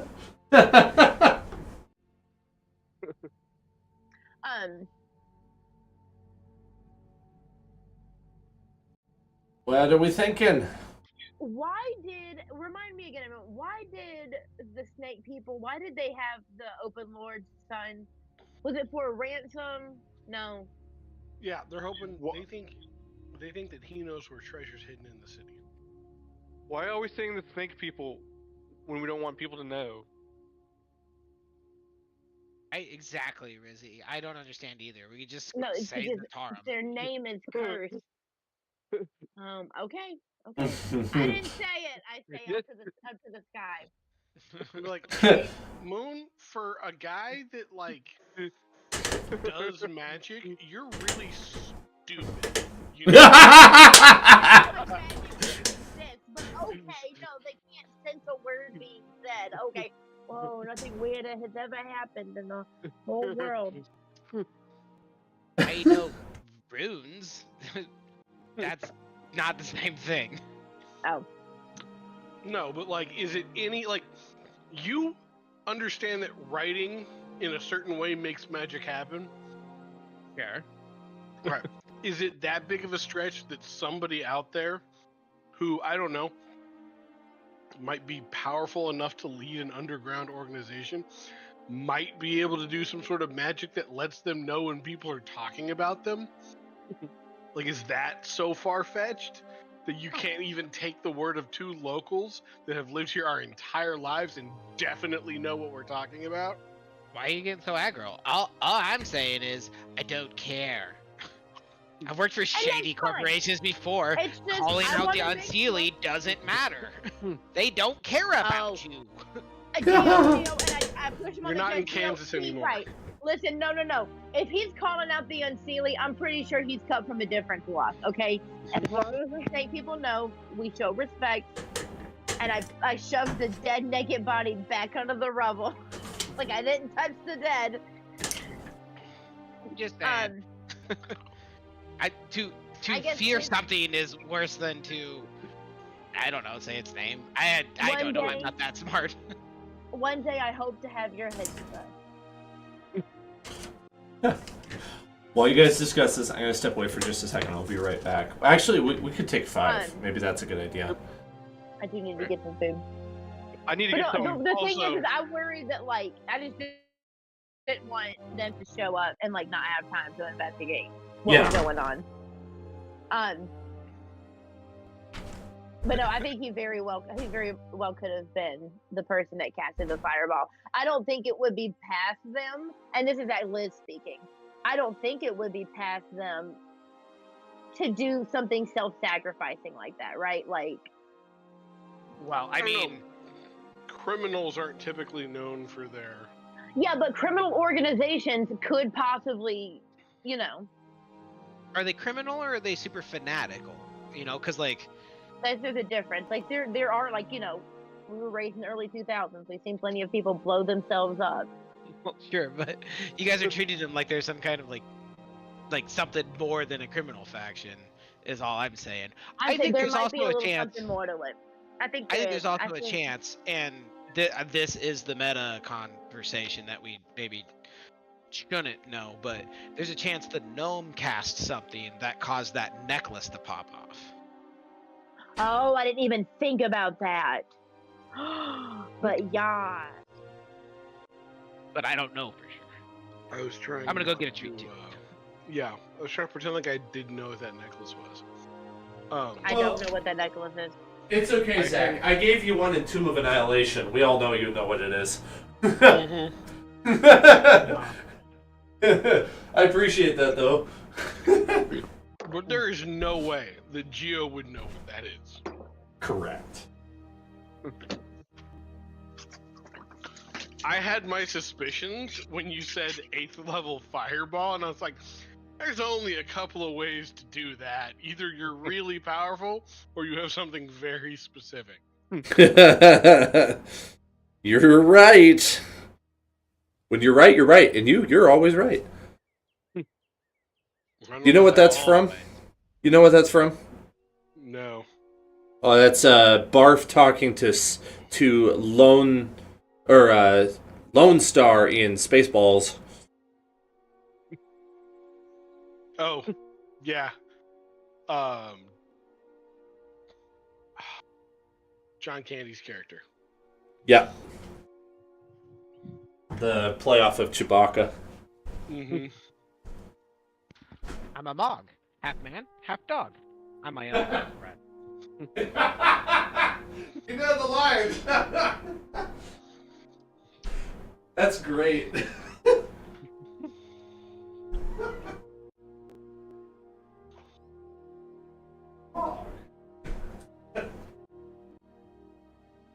That was a good movie. I love the Well, canned okay. air scene. That one's pretty funny. That was pretty great. I personally love when they crash down on the desert planet. It's like, take only what you need to survive. And they're lugging that giant suitcase around. And it's just With like the a man massive just hairdryer in it. hairdryer. Yeah. And then the fake, not Ewoks, but the fake Jawas. You remember what they were singing? No. They're like ding ding ding ding ding ding ding ding. As they're going through the desert, I don't know why that's so funny to me. And then yogurt. The wise yogurt, he knows the Schwartz.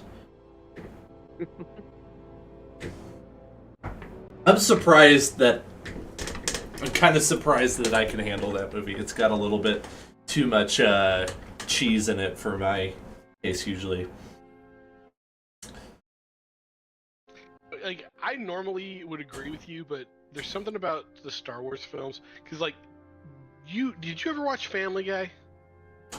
I've seen bits and pieces, but I never watched the show. Something.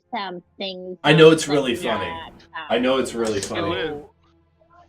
So, whatever his name is, the guy that writes it, he's actually pretty good. He did his own like retelling of the original trilogy, and the first one is called Blue Harvest. And it is a Star Wars, like it is him. The joke is it's Peter telling the story of Star Wars to, I think, Meg, who's never seen it. So it's I don't know, it's pretty good. I got something to show you. If you like Star Wars and Family Guy, it's a good overlap.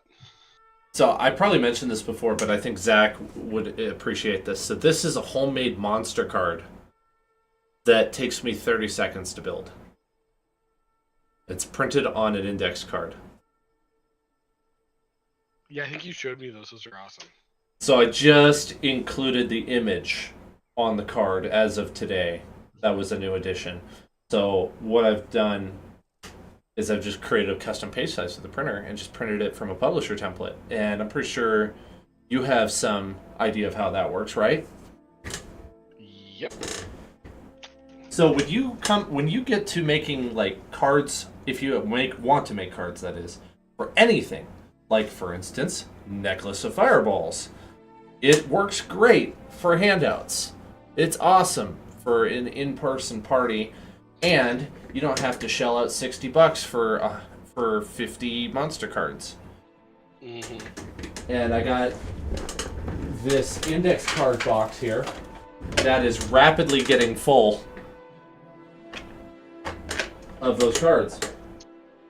I have enough monsters now, I could probably run like 10 campaigns without running out of something. And I could just print them as I need them. So I thought I would mention that to my fellow DM friends, because they might find it useful. And I can send you the file if you ever want it. Okay. Yeah, I have already done the thing and shelled out for a copious amount of monster cards because they were so useful in Star Wars. I just did it. But custom monster cards are always cool. Also, I'm frying up some of your bacon. Oh, yes. I genuinely felt so much stronger and more lively the days when I ate that pork. And I haven't eaten it in a few days, and I feel weak again. I'm not kidding. This is like a regular pattern. When I eat pork, I feel really normal. And then when I don't eat pork, I feel weak and tired. I wish I had that effect. That would be cool. Okay, Zach. Yeah, Jake?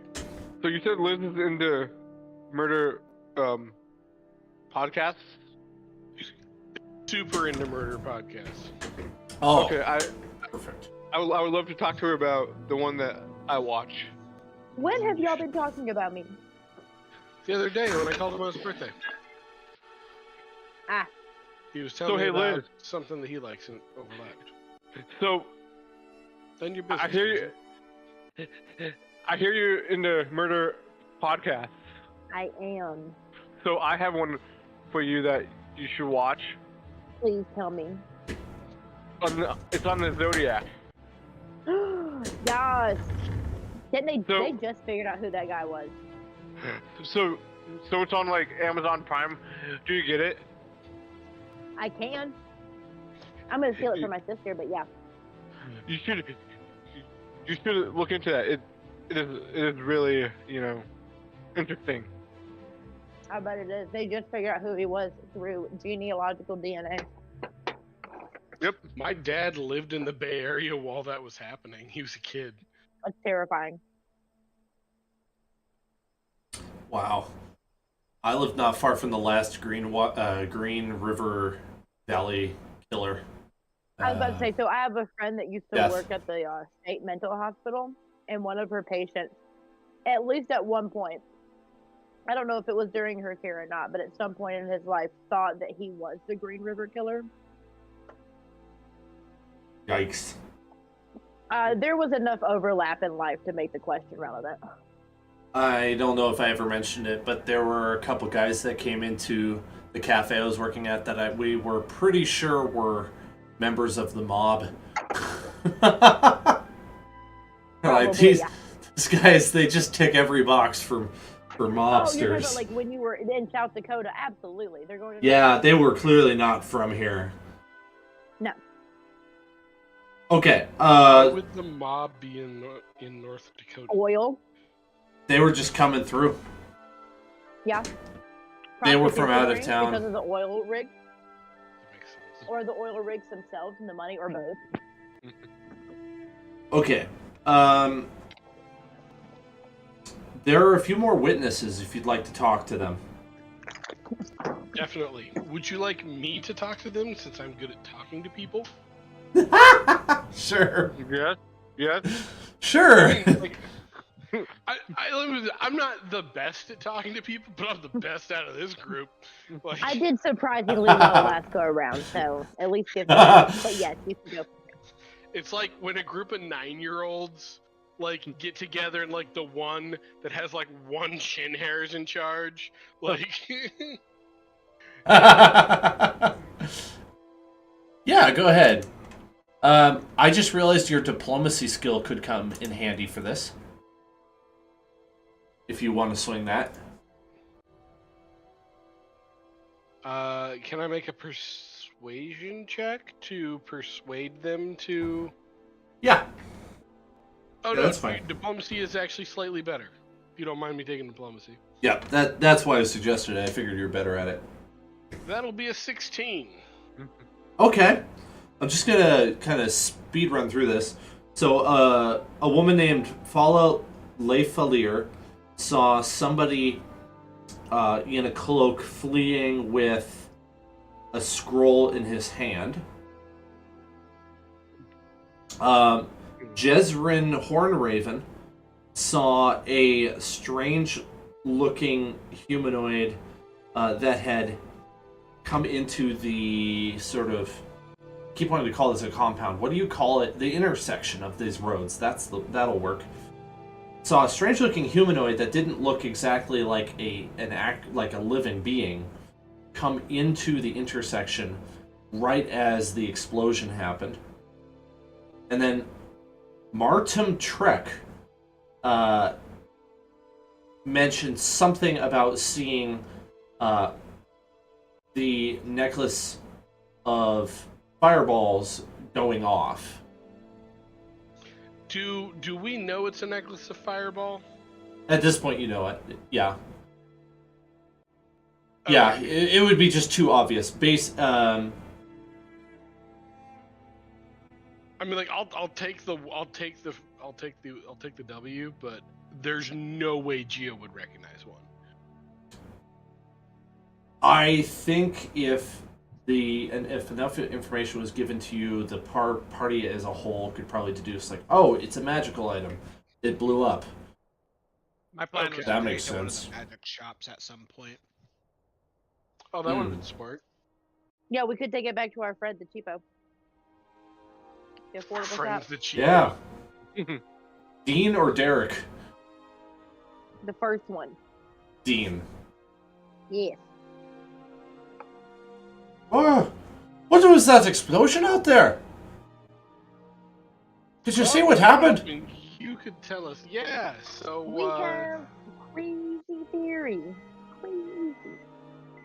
What's the theory? What do you think of it?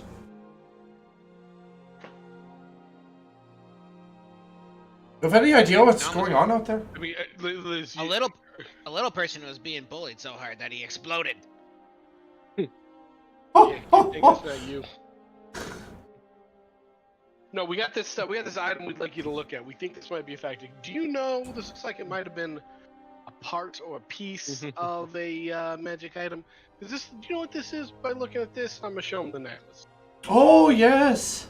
Oh yes, it's oh, what do you call it? An amulet of fiery explosion, I think it's called, or something like that. Yeah, that tracks. That tracks. Excellent. I think we solved the case, guys. We're just writing this down. Was he right? Yes, yes. Yep. We need a writing check. In my other campaign, we've got somebody who does a reading check, and we need Rizzy to do a writing check in this campaign. Okay. Okay. Roll a -1. -1? Yeah, that's your intelligence. Oh, 12! Yeah! You can write today. I can write today. We'll have to check back tomorrow and see if you're able to write tomorrow. Okay. You're gonna have a whale of a time when you meet Doothmer, the one who can't read. You won't be able to write, he won't be able to read, neither of you will be able to figure anything out.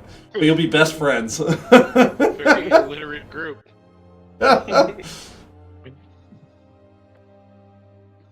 Oh my goodness. That's a fun character. Fun player, too. Let's see here.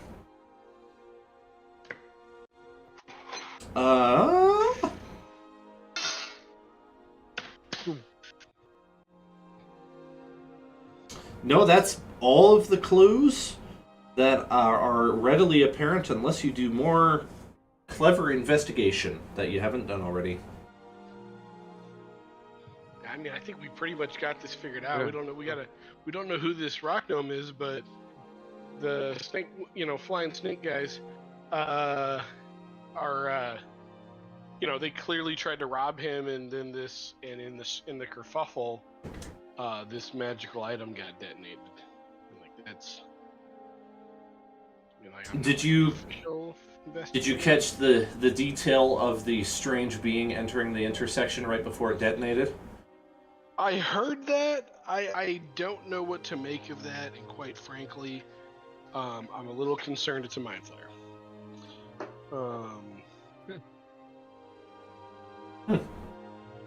I missed it, but I'm a soldier, not an investigator, so I'm used to getting pointed at and told that one. That one. Right, Rizzy? That one. Yeah. No wonder you and Rizzy get along so well. On the same part. He's just bigger.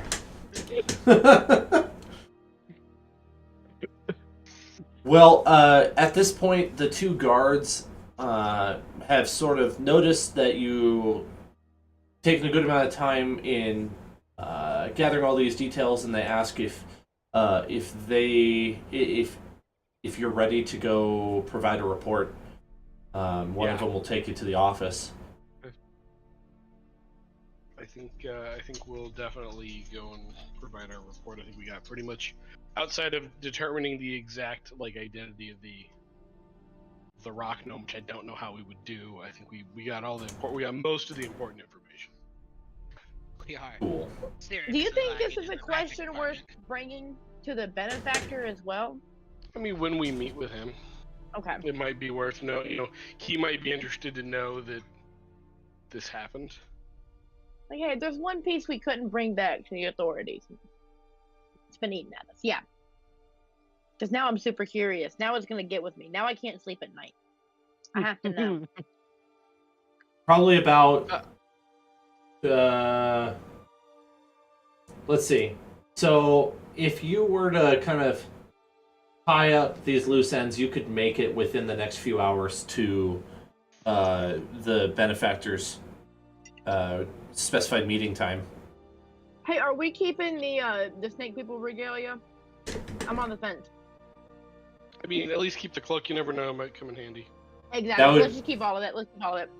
You'd probably know that it would be heavily frowned upon by the Watch to do so. Oh, okay.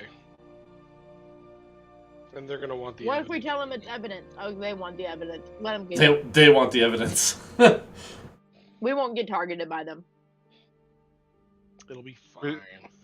We're just gonna keep It'd be strangely out of character for members of the Adventurers Guild to not obey Watch orders. Yeah. Yep.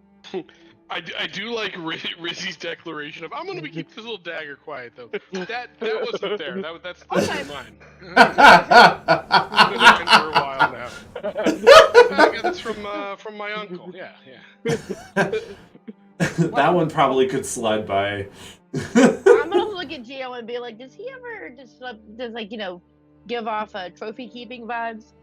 I mean, Like, he didn't kill this person, so it's not like really a trophy, is it? But okay. Souvenirs? he's got a magpie like quality to him, to be honest. I've no. That's what I'm picking up on. Okay, you're right. That's what I'm Sometimes picking up he on. just sees something shiny and he puts it in Partially his right. pocket. Klepto. While we're at Dean's, before we leave, I would actually like to buy the spectacle. The spectacles? Allows the wearer to see a faint aura around people with a common ancestor.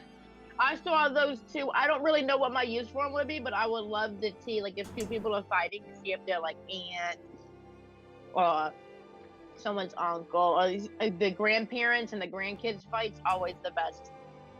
Always the best. Yeah. Yeah, that would be 88 gold pieces. Does that sound fair? Do you want to try to haggle a little bit? Why don't we give you this busted necklace of fireball? Hey, why are you gonna wear my necklace? You know, What? What's it useful for now? I'm just curious.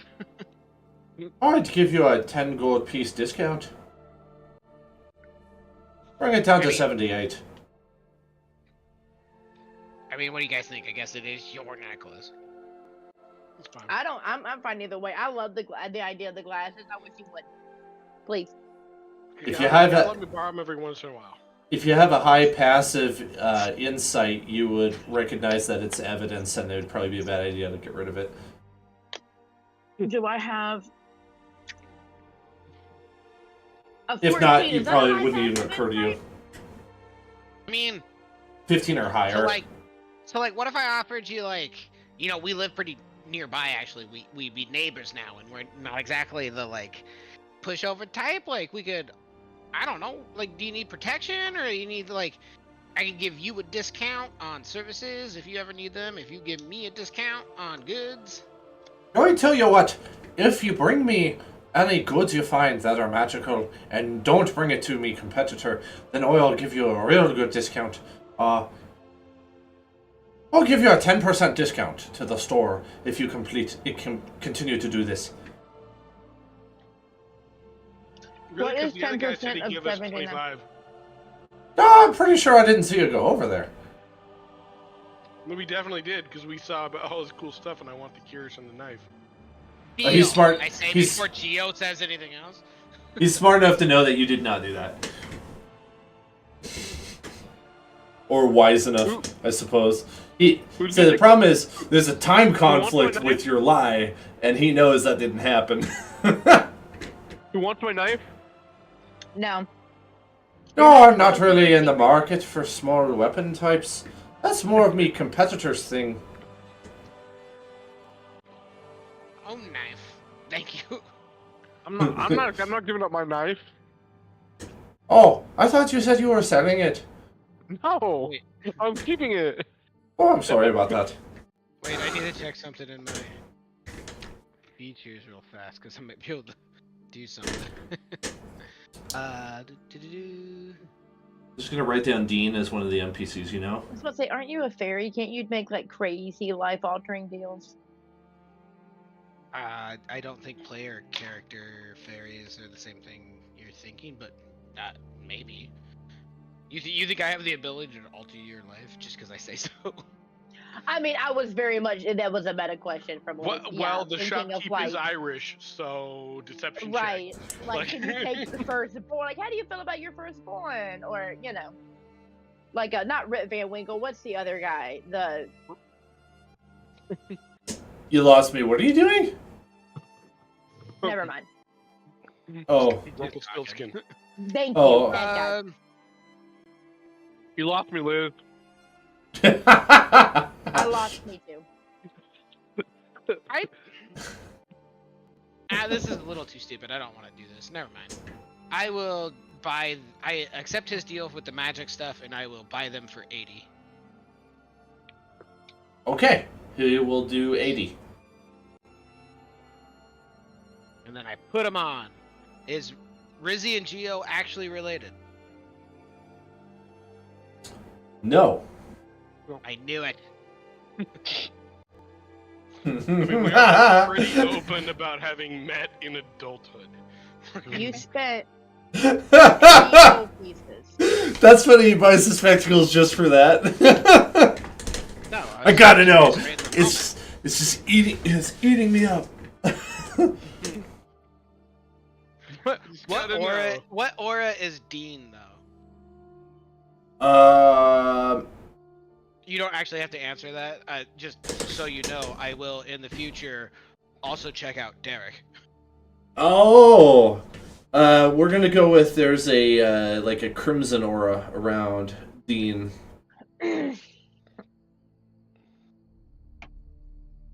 Cool. These things are paying off already. Are they? You have no clue. That is for certain. They even look pretty cool. They look super bitchin'. They match my persona completely. You I need to can't go see. I need to go You back can't to. Go ahead. No, I was just saying I need to go back to that character builder thing and give him sunglasses now. Oh. Now, hey, this would be a helpful tool in your investigation too.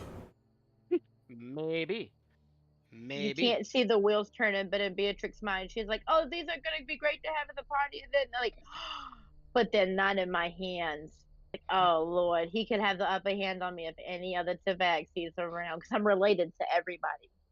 But I'm always gonna state that I don't know every Tabaxi. I should, but I don't. I would also nudge, I don't know, somebody in the group and kind of suggest that the like scarf is I don't remember would be the scarf. super helpful. Seeing Veil, it gives you true sight for an hour once a day. Oh my gosh, Abs, how much is it? 368. Can't swing it, not if we want the bar. I know, we need more money. Well, let's go make it, boys. Well, did we get paid by the cops? Like, this was an official, like, adventure Gonna haggle guild for pay thing. up front.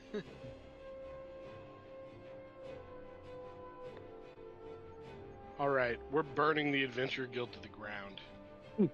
This is nonsense. What kind of a guild doesn't even protect your payment for jobs? This is the worst guild ever. What? How did we go Well- from there to there? I'm confused too. Right. Well, this was they made an official Adventurers Guild job, right? That was like the whole thing about us being adventurers is like we're qualified, and it's like a mission. I mean, I just assumed that the city would do the upstanding thing and pay experts to help, but that's okay. No, you leverage are the getting paid. Adventurers Guild to get the job. I assume we will get paid. We did not haggle for any pay up front. It seemed uncouth given the moment. Well, live and learn. I don't remember you jumping in to negotiate pay. I completely agree. I was just saying, oh shit, we forgot to do that. Burn something. So I learned a lesson too. Well, let's go Alright, bring decaps now. When do we need to meet this person? Do we have enough time to go back to the cop station and get our gold? We can probably yeah. go to the Adventurers Guild and ask for like a loan or an upfront, if that Well, doesn't work either. The guard was going to lead you. The guard was going to lead you to the office when you were ready. Oh, okay. Okay, yeah, great. Then let's do that. Let's go to the office. Okay. It's I thought that we had already left that. Like, I thought we had already done that for some reason. This is different than the guard building you went into the first time, which remember that's more like the sheriff. And then this is different than the small office you went to in the dock ward, which was like a small police station. This is more like the headquarters of the watch. So this is like Fine here. FBI. Just to throw something out there, give you an idea. It's a little bigger.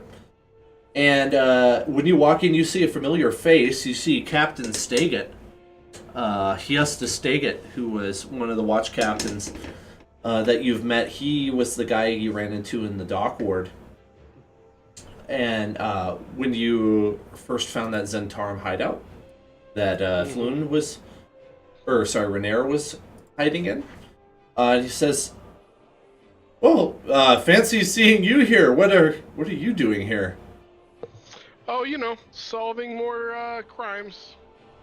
Doing Yeah, it looks like you've moved up in the world since we last met. It hasn't even been that long yet.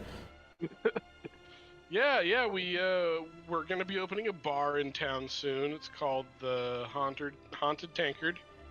Oh, do you have that one up in the North Ward? Yeah, the old Trollskull Manor. Huh. Well, let me know when it opens, and I'll have my officer friends go up there and be some patrons of yours. Yeah, that'd be great. We definitely want the watch coming to the bar that I own and work at. Yeah, that's fantastic. Perfect. I am so stupid. Beatrix almost called for an insight check, but she kept her mouth shut. I was wondering, what are you getting on? Anyways, it's been a long day. I understand. Well, if you keep it up, pretty soon you'll be members of the watch.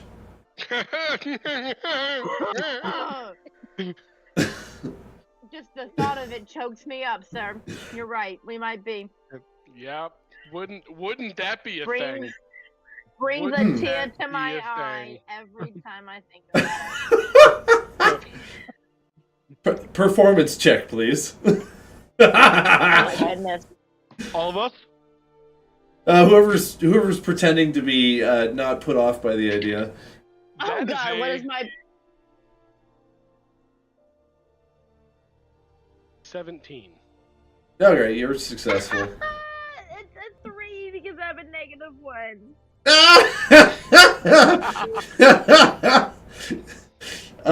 Hiestus looks at you and he's like, child. Look, I'm a bounty hunter in town, so they have to know that, like, not sure about you, but they have to know that I'm being sarcastic. I could be wrong. I love y'all. I'm not, y'all don't want me in your ranks. I don't want to be in your ranks. It's a mutual thing. I promise.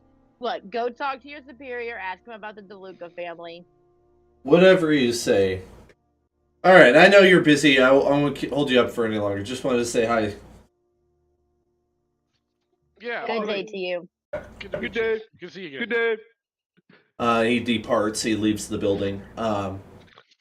You come up to the captain that you had talked to about this incident and at the scene of the crime, and he just kindly asks for your findings. Yeah, well, so what happened was, as best we can tell, this gnome guy was carrying some sort of book, scroll case. We're going to guess magical in nature, just given everything else that happened. When a certain shady organization that we try not to talk about decided, like, we believe tried to rob him, and in the kerfuffle, somebody accidentally detonated a magical device, and I'll show him the necklace. Oh. Well, I wouldn't be surprised. This looks like the necklace of fireballs to me.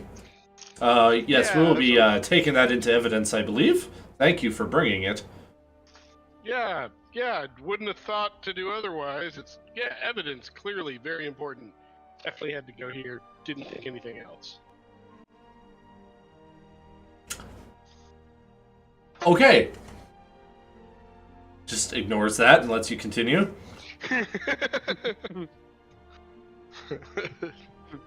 You're an investigator. He's like, maybe I won't hire these guys again, but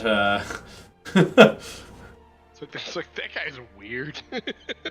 It's kind of shady for an investigator. You must be new at this. I have heard of a murder podcast, and I forget it was that everyone knew about. One of the detectives, because he was a friend of a person that owned a truck that was a piece of evidence, he quote unquote accidentally sold the truck right before the grand jury. Wow. And they let him remain in control of the evidence locker as What? his job in general. They did? Yeah. Yep. That's I think it was absurd. in Indiana. If I come across it again, I'll send it to you. But yeah, Oh my goodness. I'll leave it there. But real story. Listen, These are always so interesting. the police can get away with absolutely stuff. It was either Indiana or Texas. So yeah, they. Don't even get me started on law enforcement overreach. We don't got time on this podcast for that. My viewership would just go through the roof. I was gonna laugh because I thought Go viral. I'm like, it's not for D&D anymore. I was about to giggle because I thought you were gonna say plummet, and I was like, oh hun. No, it would go through. It would skyrocket. Okay. Zach going on an unhinged rant about the police. It'd be so fascinating. All right. Any more details to give to the corrupt police? No, I think we. That's the only thing we don't know is what was in the book and the official identity of the rock gnome. But I mean, if he was being targeted by those guys, there's a decent chance that he was somehow involved with them. So I don't really know how much of that we want to follow up on. Did you mention the strange person that came into the intersection? There was reports of a strange, maybe Individual. even not person, Mm-hmm. but it's a whole different thing. I got my own theories on that. Care to share? Well, it's gonna sound crazy. You may not believe me, but in the course of a completely separate investigation, we did come toe-to-toe with what we later discovered was a mind flayer.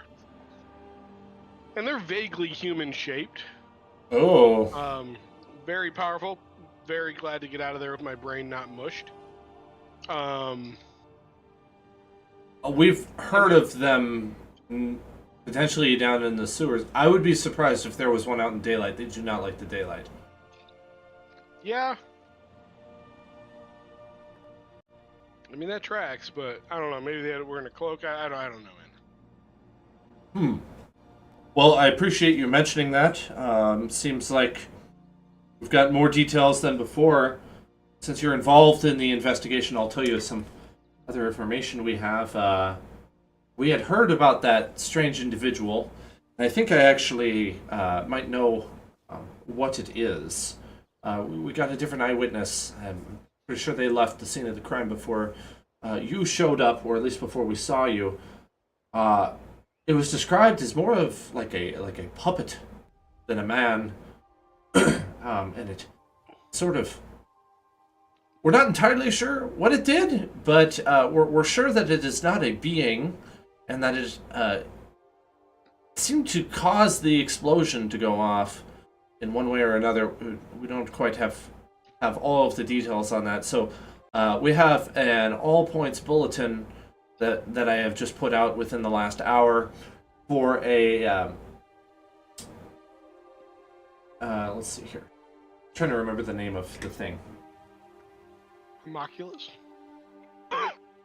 We have an all points bulletin out for a Nimblewright. You ever heard of a Nimblewright? Can't say that I have. No, but it sounds fun to say. Nimble, right? I haven't, but it sounds like something from my homeland. Yeah, it's Jabberwockies, Amamookies. the Jabberwock. And the Vorpal blade went swish swash or whatever. So- I used to know that. I can't remember now. I used to know that poem too. All those kind of things. A Nimblewright is a magical construct that carries out commands of its owner. So they are hoping to find the Nimblewright before it gets back to whoever its owner is. That way they can figure out who the owner is. Well, if it caused the explosion, it might also have whatever they took. It's quite likely. And it's probably the snakes. Oh, sure. I don't know about that. You don't know that? Because if one of them Yeah. died, and there's it would with this information added, it makes more sense that, especially if they think that this creature detonated it, that it was a third party that was also interested in the item. Okay, sorry. Yep. My bad, y'all. I'll go with it. Yes. Because then it wouldn't care about the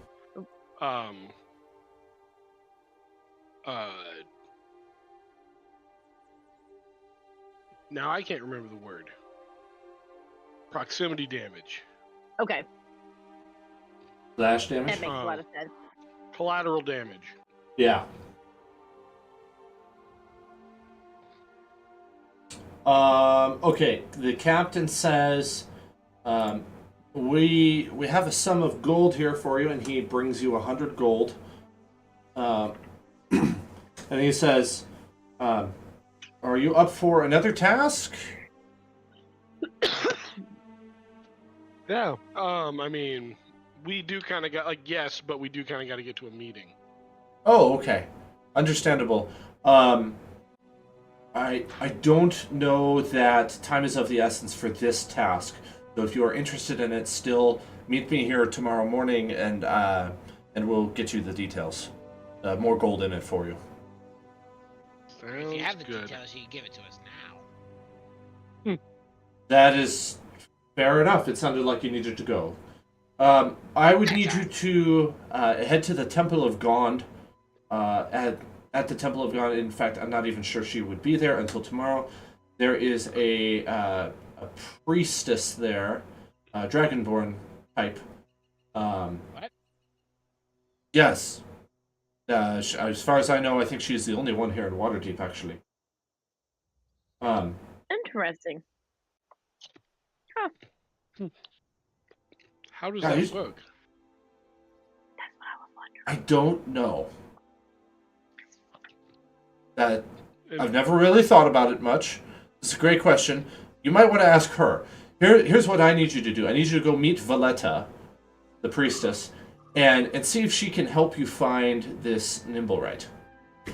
She seems to have some sort of proficiency in the arcane that I think would be quite useful. It's beyond our skill here at the Watch, and usually I'm pretty sure the priests of the Temple of Gond are not there at this time of the day, so it'll have to wait till tomorrow. So just go talk to her? Yes, go see if she can help you with any information on Nimblewrights. Oh, okay. So it's it's not a new task, it's a continuation. Gotcha. Okay, thank you for the info. We will be... I don't care. Bye. Goodbye, small one. We'll be in touch. Have a good one.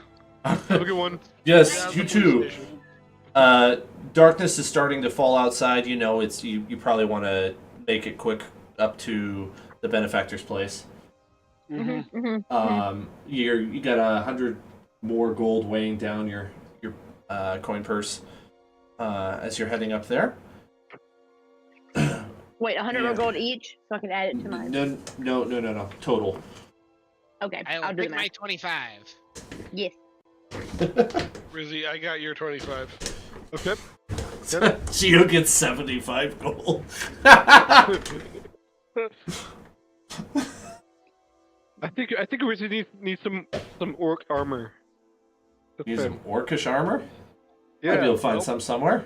You would be invincible. There is an Invincible. there is an armor smith near your place, but you got a meeting to get to. Mm-hmm. I did think about going to that armor smith, but then I saw the magical armor that I wanted. I knew that would get your eye. Catch your eye. I'm pretty sure types like you, like, armor can, like, mess with you, can it? It gets in your way of your breathing or something? Yeah, you can't wear armor if you're gonna rage. Oh, never mind. But they can wear light armor, can't they? Can they? I would have to look up. Oh yeah, he does have proficiency in light. Actually, proficiency in medium armor. So. Yes, for a long time I thought it was no armor, and then I finally got it in my head that it was light and medium armor. I don't know about rage, though. I'm trying to get to it. Uh, I'll let you know. okay. The Benefactor's villa is modestly adorned on the outside. It has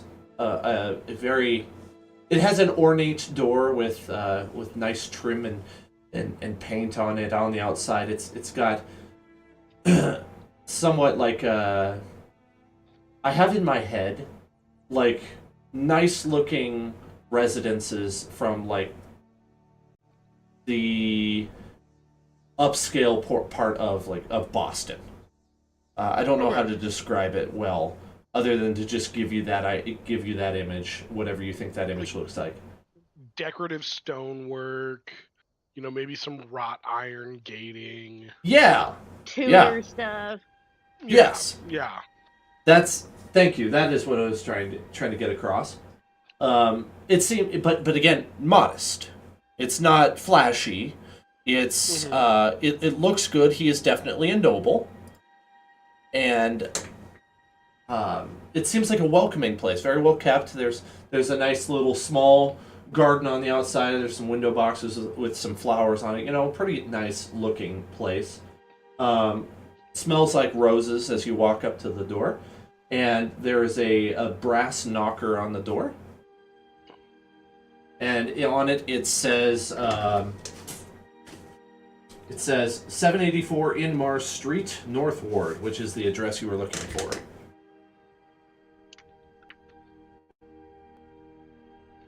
Knock, knock, knock. Okay, you knock on the door, and a good 20 seconds later, when you're about where your instinct's about to try to knock again, the doorknob turns, and you see a butler standing there before you with a sort of a posh accent, which I may or may not be able to replicate. Yes, which brings you here? We received a summons. Oh yes, you Show must him be. the letter. You must be the company we're expecting. Step right in, please. Don't track mud on the carpet now. We definitely need a group name. Yes, please wait here in the entranceway, and I will get the benefactor for you. What would be a good group name? Now that I'm thinking about it. And he goes inside, up the steps in a split entry of the building.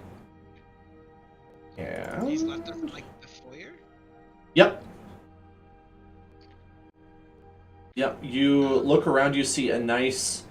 You see some well-adorned rooms with, nice, like metal and upholstered furniture.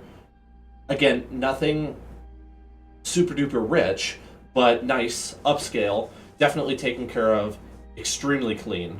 Like it is cleaned every day. Probably by this butler.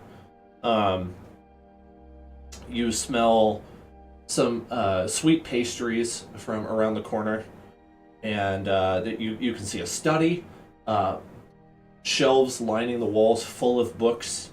You can't really make out the text on the books.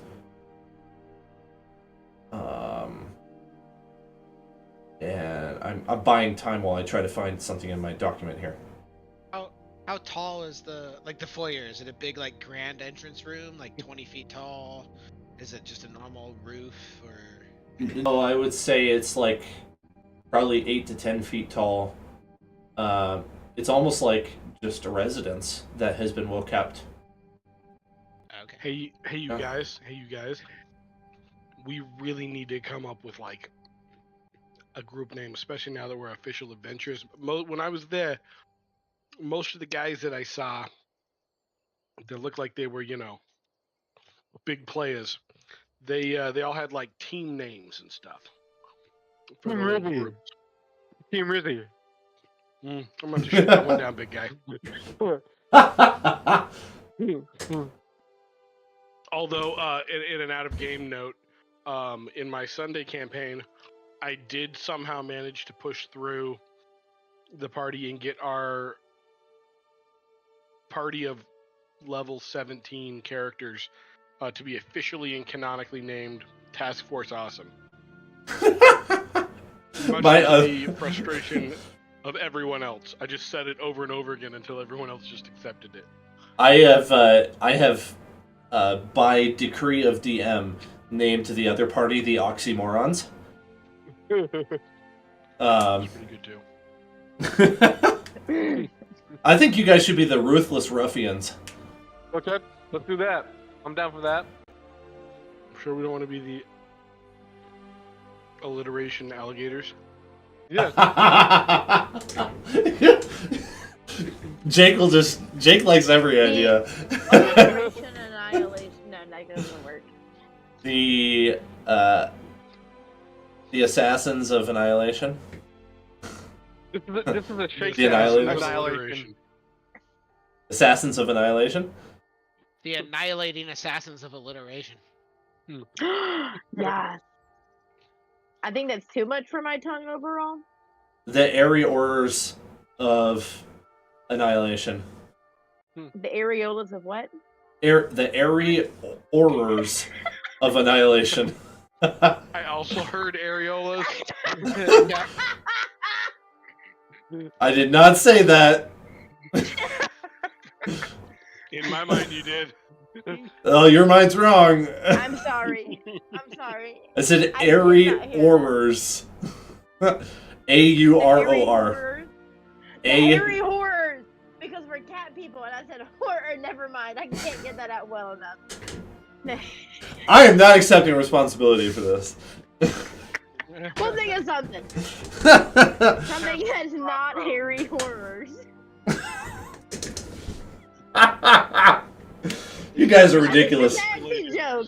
You should not be making jokes like this in such a civilized establishment. What will the Benefactor think? My negative one in charisma. I'm sorry. Yeah, you're making fools of yourself sorry. before you even see the guy. Well, he clearly didn't recruit us for our class. But, Right. Well, the butler doesn't come back, but you hear in another room a welcoming voice of somewhat like baritone to tenor pitch. It sounds like a human voice. And he says, please come in. Make yourselves at home. And you come around, and I'm trying to remember what you would call the room you would sit and have tea in like a British residence or whatever. What do you call that? The library. Sitting room. That's probably it. Yeah, that's probably it. It's where the guests go, right? No, I Oh. we're watching so much Downton Abbey. There's absolutely like I can't remember. It's either the sitting room or the library, but like there is a it's the set aside sitting room. Okay, let's go with Sure. sitting room, because it wouldn't be the library. Please, Yeah. come in. Make yourselves at home. You come around and you see a sort of young man, pale skin, black hair. He's got a goatee and a mustache.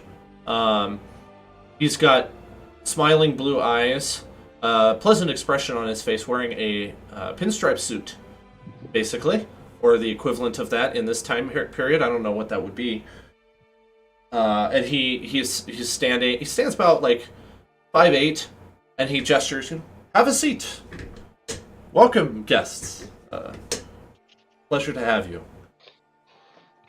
Pleasure is mine. Yeah. Pleasure to be here. Yes, absolutely. He individually like shakes all of your hands. Like, My name thank is you for Brittany. coming. What's your name? I am known as the Benefactor. Pleased to meet Nice you. to meet you. Pleased to Sorry, meet you. Yeah, Rizzy. Sorry if we were a little late there. We were actually just coming from assisting the watch with investigating another crime that seems to be related to organized crime. So I've heard you. I have connections in town. I've heard all about you. It is a pleasure to make your acquaintance. This is the very reason I summoned you. So quickly you have gained a pleasant and positive disposition in this here town. I like to refer to it as my town, but you know it doesn't really belong to me. It's sort of an unofficial title. Insight check to see if this guy's a hidden lord. Okay. I'm assuming it's got to be bananas high, and I rolled a 3 plus 3, so 6. For sure, this is definitely a secret hidden. Everything is that's hidden. He's called the Benefactor. Shut, you don't even know anything around. Don't here. even question. You have Right no now, respect right. for our culture. That Oh my clearly goodness. shows you That was didn't hilarious. know. Sir, you went to one of Faerun's largest cities before you even came here. Moon, and I'm disappointed. He sits down all very like I do now. very elegantly sits down, and you know he looks like a person of class, and he asks you some. He just asks how did the trip go in rescuing Mr. Floon, or how did the quest go rather? Pretty good till we ran into a mind flare. That was petrifying. Yeah, A it's pretty mind crazy. flare. That was crazy. Have you ever heard of them? Yes, I have. See, we This- didn't know what it was till we talked to Volo. It was I thought they were campfire stories before a week ago. They are repulsive. right. Like you hear about these things and like they exist somewhere, right? Like I facet thought till it you're was like, a oh, there's practical one right joke there. being played on you. Right. I see. Well, you seem to get out of there unscathed. Well done.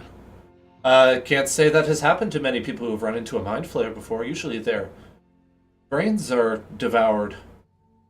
It's quite impressive. It left. We got lucky.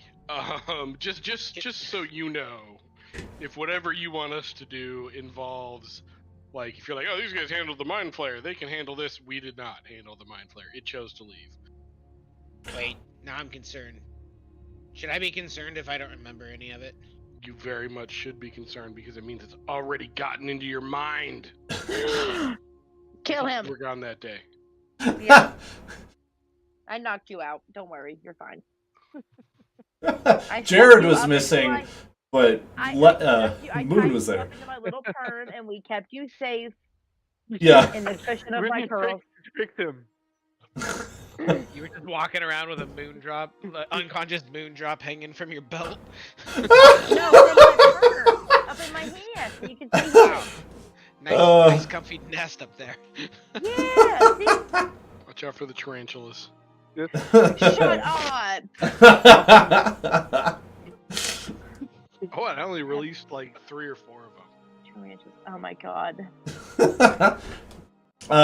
So the Benefactor is more civilized than me. He doesn't laugh at that. He just keeps a calm attitude about him, and he.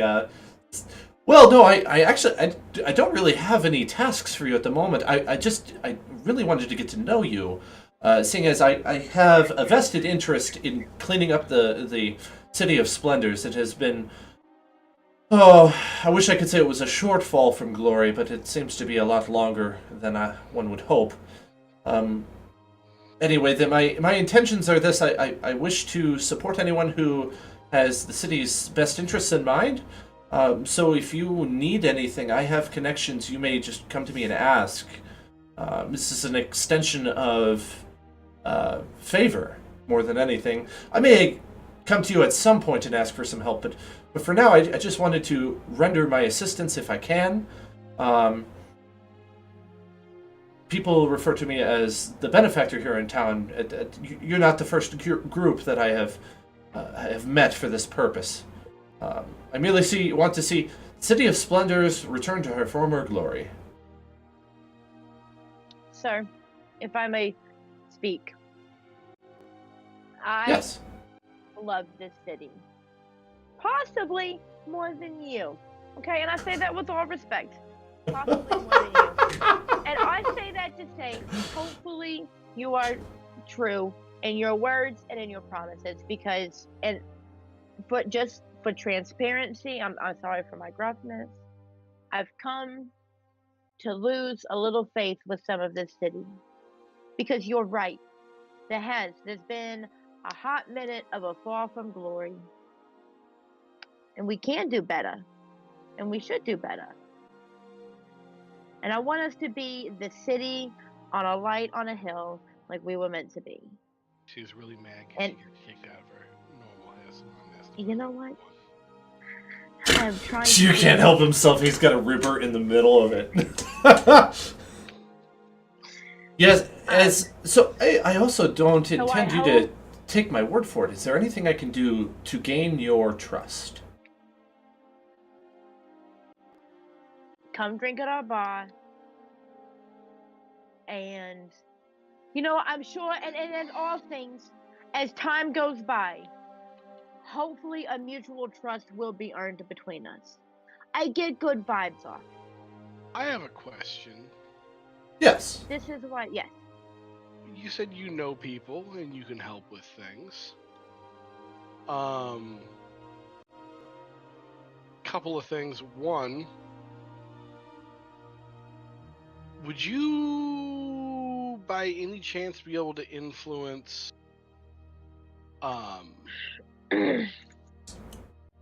the Adventurers Guild arena fighting with the criminals? How so? Like, could you get a specific person, a specific criminal that was like slated to be executed? Could you get them set up as like maneuvered into the Coliseum? It's quite likely. I know the warden there. We're good friends. I have a very good friend that found himself on the wrong side of the law in a situation that kind of spiraled out of control, and I feel honor bound to do what I can do to assist my friend. I don't know how much, I understand that may not be your bag, but that would certainly go very far with me. He, out of character, he was asking like, "Hey, is there a way that I can show you I'm legit?" Right? Like that's what he was asking. Yep. Okay. Yeah. I would Do also you... like this to be set up, because I feel honor bound to be the one to kill him in the ring. He robbed me. Do you We have a very complicated relationship. do you mention the time-sensitive nature of it so that he understands that time is of the essence? Okay. If he's not pulling back, like, I mean, I'm not gonna straight up say help me break a guy out of death row, but I'm assuming he can put 2 and 2 together. Yeah. Yes. I don't think that is beyond my connections. No. When does this need to be done? When do you need this? And you don't have to give me the real number. You can just, the characters can work it out. As soon as possible. Well, you know what? There's a few hours left in the day. Meet me there within the hour. meet me in the dining hall. I will go there ahead of you, and I will arrange this with the warden. And I shall introduce the two of you personally. Warden? That might not be a good idea. But maybe you could introduce Moon here to the warden. Certainly. This would be fine. Whatever you wish. Interesting. I don't seem like This the has best been a pick, wonderful conversation. but I also don't feel like the worst pick. I think that's down to it because you're just not the worst. I'm the worst pick. It's like Or we have the in orc. Inglorious Bastards when it's like, when he goes, yeah, he speaks Italian third best. And it's like, I Yeah. don't speak Italian. Right, third best. Yeah. Okay, we can do that. Well, okay. We gotta talk there, Geo. Maybe when we leave. Yeah. Mr. Benefactor, man. Yes. Yes. What can I do for you? You asked how you could get earn our trust, right? Absolutely. You can start by telling us your name. Yeah. Oh, That's not like Moon. Listen, it's not done that way, man. Your fate. Yes, Don't you it is. understand that? There's names and powers. He knows ours. That's true. I'm with him. He knows our names. Yeah, Okay, it's let- not done. I It's an old Fey custom. Never trust a man until you know his true self. Name. I don't know. Moon, what is your name? absolutely. Moondrop Lavender. Of the teacup Oh, party. that's right. Yes, You did tell us your name. That's you're the weirdo one. Never mind. it is. It is a pleasure to meet you, Moon. My real name is Allister. Thank you, Allister. I can now trust this benefactor. And his name never need be said again past my lips. It is Thank you, fun. Benefactor. Thank you. It is my pleasure. Now I look will forward see to the day to. that you earned my trust. I will now see to it that I have that meeting with the warden as I have just promised. So, shall I see you there in an hour? Yes. Yeah, that'd be great. Very I think well. You shall see us there, yes. And I look at Geo. And then, hang on one second. Moondrop's weirdly excited because this was like his plan. Like he remembers Right, mentioning it to initially, Geo. yeah. He's like, "Oh my god!" Listen, Gio knows a good plan when he sees one, okay? When he hears a good plan, he knows. And he calls up, Alfred! Alfred! And the butler shows up again. Oh my god, he's Batman. Is there rumors about, like, some sort of vigilante stalking the streets of Waterdeep, wearing, like, all black, and... Some sort of caped crusader. Right, like, horse whisperer. I'm glad you picked up on that. Half my That- face. That was just for fun. So no, he's not Batman. All butlers are just named Alfred. That's what you call butlers in this plan. Is they're just Alfreds. Go get my Alfred, please. Yeah. It's like when Fetch you me become my the Alfred, emperor, will your you? name just becomes emperor. It's like Fetch that me with Alfred. butlers. His name was Robert Paulson. His name was Robert Paulson. Yeah. Oh no.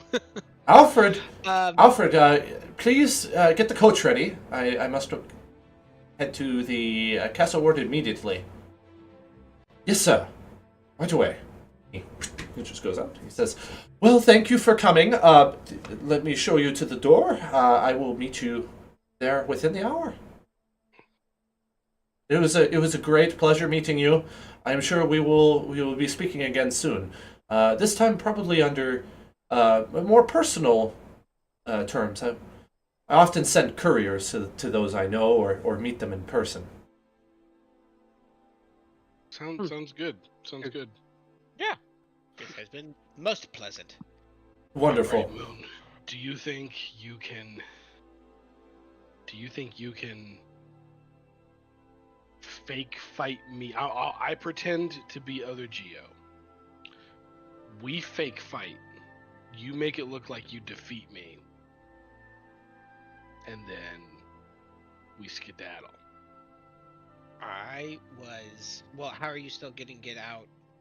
Like, not fake Geo, right? Like, When did If we you're- learn that you were? Never mind. He's gonna take his place. So the idea is I take his place. Right. He gets snuck out of there. And then either I break out and then just like oh no, I've been here the whole time. I'm with these guys. I'm a known person.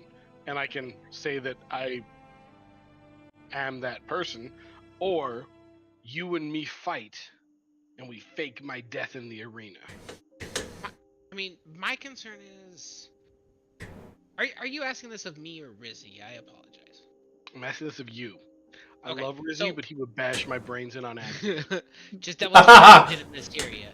My Oh, concern no. is that the two of you, look so similar that you have fooled many a people into thinking you're each other, right? So, like, how is he just gonna like leave while beating you? I'm wondering if he needs to actually do the fighting. But we could get him out with a fake fight. We just need to. I mean, how much money do we have as a group? We could go and get a. I've done this before. We had to sneak a like a high value person out of a situation, and we used a spell that made it seem like people were dead. Like I think it's called false life or false something. There's got to be somebody who has a scroll like that, and we could use that in the arena to fake his death, and then we just dig him up after they bury him. Okay, that's if we can make that happen, that's a pretty good one. I am also rather proficient with disguise kit, so I don't know if we could disguise him And then into you looking and I, like somebody else. to or get I- him out, and then you and I fake fight. The problem is just even if we fake fight, we make it look like you die. What's the next step after that, right? Because they'll just come in and take your body, and then you're like just like pretending. Yeah, but like I mean, like yeah, they'll come in and they'll like drag my body off, but they're not going to be guarding a body, right? Like it's an arena. They're probably going to drag me to a corner and like leave me there until the end, until the rest of the fights are done and they haul all the trash away. But they're not going to be But they guarding will- me. That's the point. But they will check you for signs of life. Not if you're in there bashing me to death. We just got to put on a good show. I think we gotta take it the one step further to actually sell this. Otherwise, they'll be like, "He's not dead," or they're gonna tell me I have to like kill you, and they're like, behead him," and then I gotta Oh. cut off your head. I didn't think about that. You're right. I'm new to this adventure thing. I think you're right. We need to find this like false death thing. Or something Let's that, do it. something along those lines, right? Maybe even a potion. There's that bruised place that didn't quite burn down. Maybe he's got something that slows down heart rate or some shit, Mm-hmm. Or I don't know. Maybe we can get a potion that makes him look like Rizzy. And then we Ooh, just that's probably not a bad idea either. Again, it's just we have to fake fight to make them think that Geo actually died. So somebody's gotta like die. You know what I mean? I mean, at this point, like, I mean, I think that yes, ideally they would assume him for dead. But like at this point, I would also settle for just him being on the run. Like I can hide him away. Okay. I can if we have to, I can hide him away. Who? he can pretend to be me at the house. I say, I mean, yes. I think our best plan is probably to if they actually think he's dead, right? I no agree. more I think you're questions. right. That's definitely the If best they plan. think he's on the run, you are Geo, and they I might know. mistake you later on. Yeah. So This is that true. would be my concern about Plan B. Well, I mean, I But- could always openly operate under my real name, as much as I would hate that, and my family would probably be less pleased. I hear you. That's why exactly why Plan B. But we can also deal with those details afterwards. I completely agree. Getting him out should be priority number 1. So, however, we have to do that. Yes, I agree. Let's go. I like your idea of talking with the potions guy. Anything he's got that in if it takes us a couple of options, it wouldn't be the worst thing in the world to also have a backup option. Benefactor may also be able to help us with a connection with a scroll person too. You never know. Well, then let's postpone. Let's postpone the benefactor. See if we can get this paused, and maybe get a little more assistance from him and give us a little bit of time to prep. I think you're right. I think I might have rushed this a little bit. Can we talk to the benefactor and like hey, actually, I don't know if we can do this right now. We might need a second to get ready. I think it makes sense for us to talk about him running off to set it up, but then the meet that was discussed happening later. Yeah. Like ask him if he could set the meet up for Tomorrow morning. Or unless you just want to, or unless you want to go. How about this? You go meet the warden with him, get introduced, and see if you can get the event set up for tomorrow or the next day. Yeah, and you go do the shopping. Totally. And I'll go run around and I'll go run the errands. Yeah, Sounds good. That's the best plan. that way I am as Look, let's far get there. as possible from the warden. Look at us get there eventually. You just had to parse it out. Oh, as soon as you said it, it's like, that's definitely what we should do. Okay, Geo. You show up at Fruin's Brews. He's going to close down shortly, but he's got a few minutes. Okay, quick. I need a couple of things. Do you have a potion that would allow someone to be mistaken for dead? Essence of Willow's Bark and Nightshade. It won't. Now, this is very important. We don't actually want the person to die. It's a really fantastic prank we're pulling on my grandpa. He may die, Don't worry. but that's okay. The high temperatures of the brewing gets rid of most of the poison of the Nightshade. It'll only slow the heart rate. It won't kill you. Excellent. How much is that? 30 gold pieces. Sold. Also, do you have anything that we can use to make one person look like another person? Like, I'm hoping so. I'm imagining something where I Polyjuice put potion. a little. Yeah, I put a little bit of orc hair in there, and then the guy drinks it, and he looks like the orc. I'm envisioning something like that. Do you have something like that? 150 gold works for an hour. That's steep. I mean, I guess we have the plan A. We'll disguise kid it. It's fine. We don't need to spend triple plan A's budget on plan B. It's fine. We got this. It's got a wax sealed cork. If you don't use it, you can return it. I understand. I love that Costco policy. Let's do it. Yep. Here's all my money.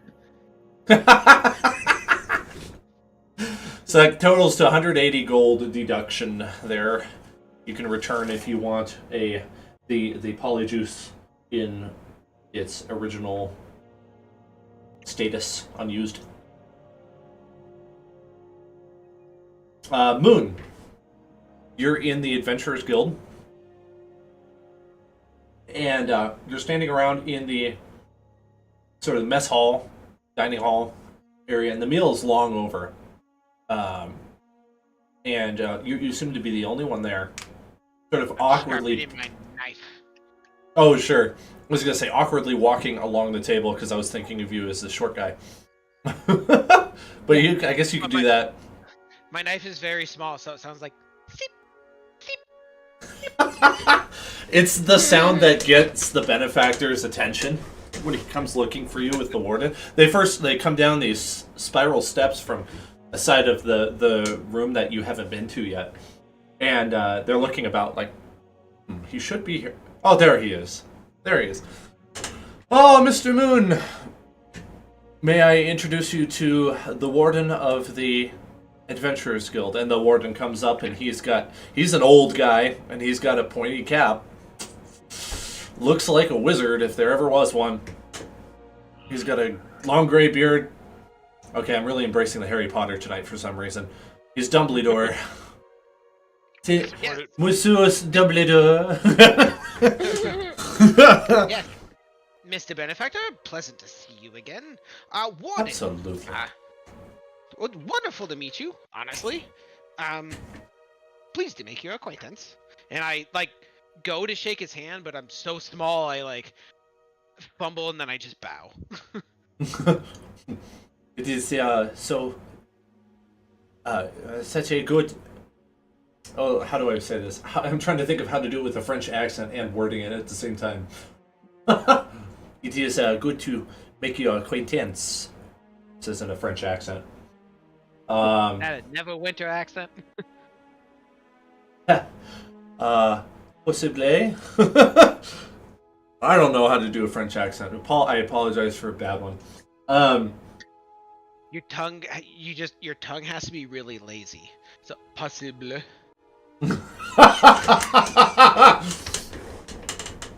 The arrangements have been made. The person in question has been identified. He is in the cell waiting for transfer for the arena fight tomorrow afternoon. Yes. Afternoon. Wonderful. Thank you for doing that, Mr. Warden. We appreciate it greatly. Yes, that on a personal note, I've been looking forward to this moment since I got here. He did me a real wrong on my first day in town. Oh, I am most grieved to hear that. I am just happy that this ruffian can be taken off of the streets. Yes, absolutely. Allister speaks up. Well, we will. I love how we've just made Batman complicit in breaking a murderer out of jail.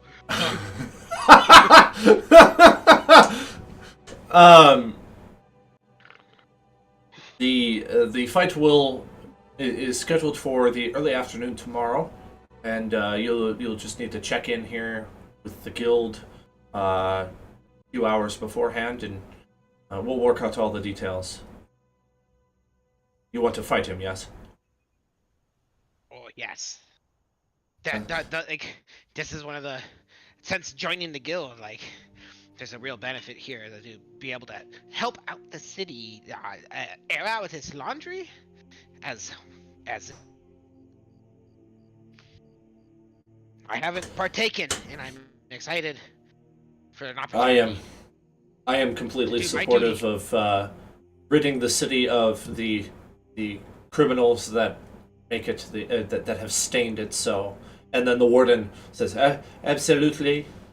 Getting rid of the crime is one of the highest virtues of the guild. So they're basically just in agreement. They both wholeheartedly agree with you that this criminal who's on death row, he's going to get the punishment anyway. Might as well be from the person who he wronged. So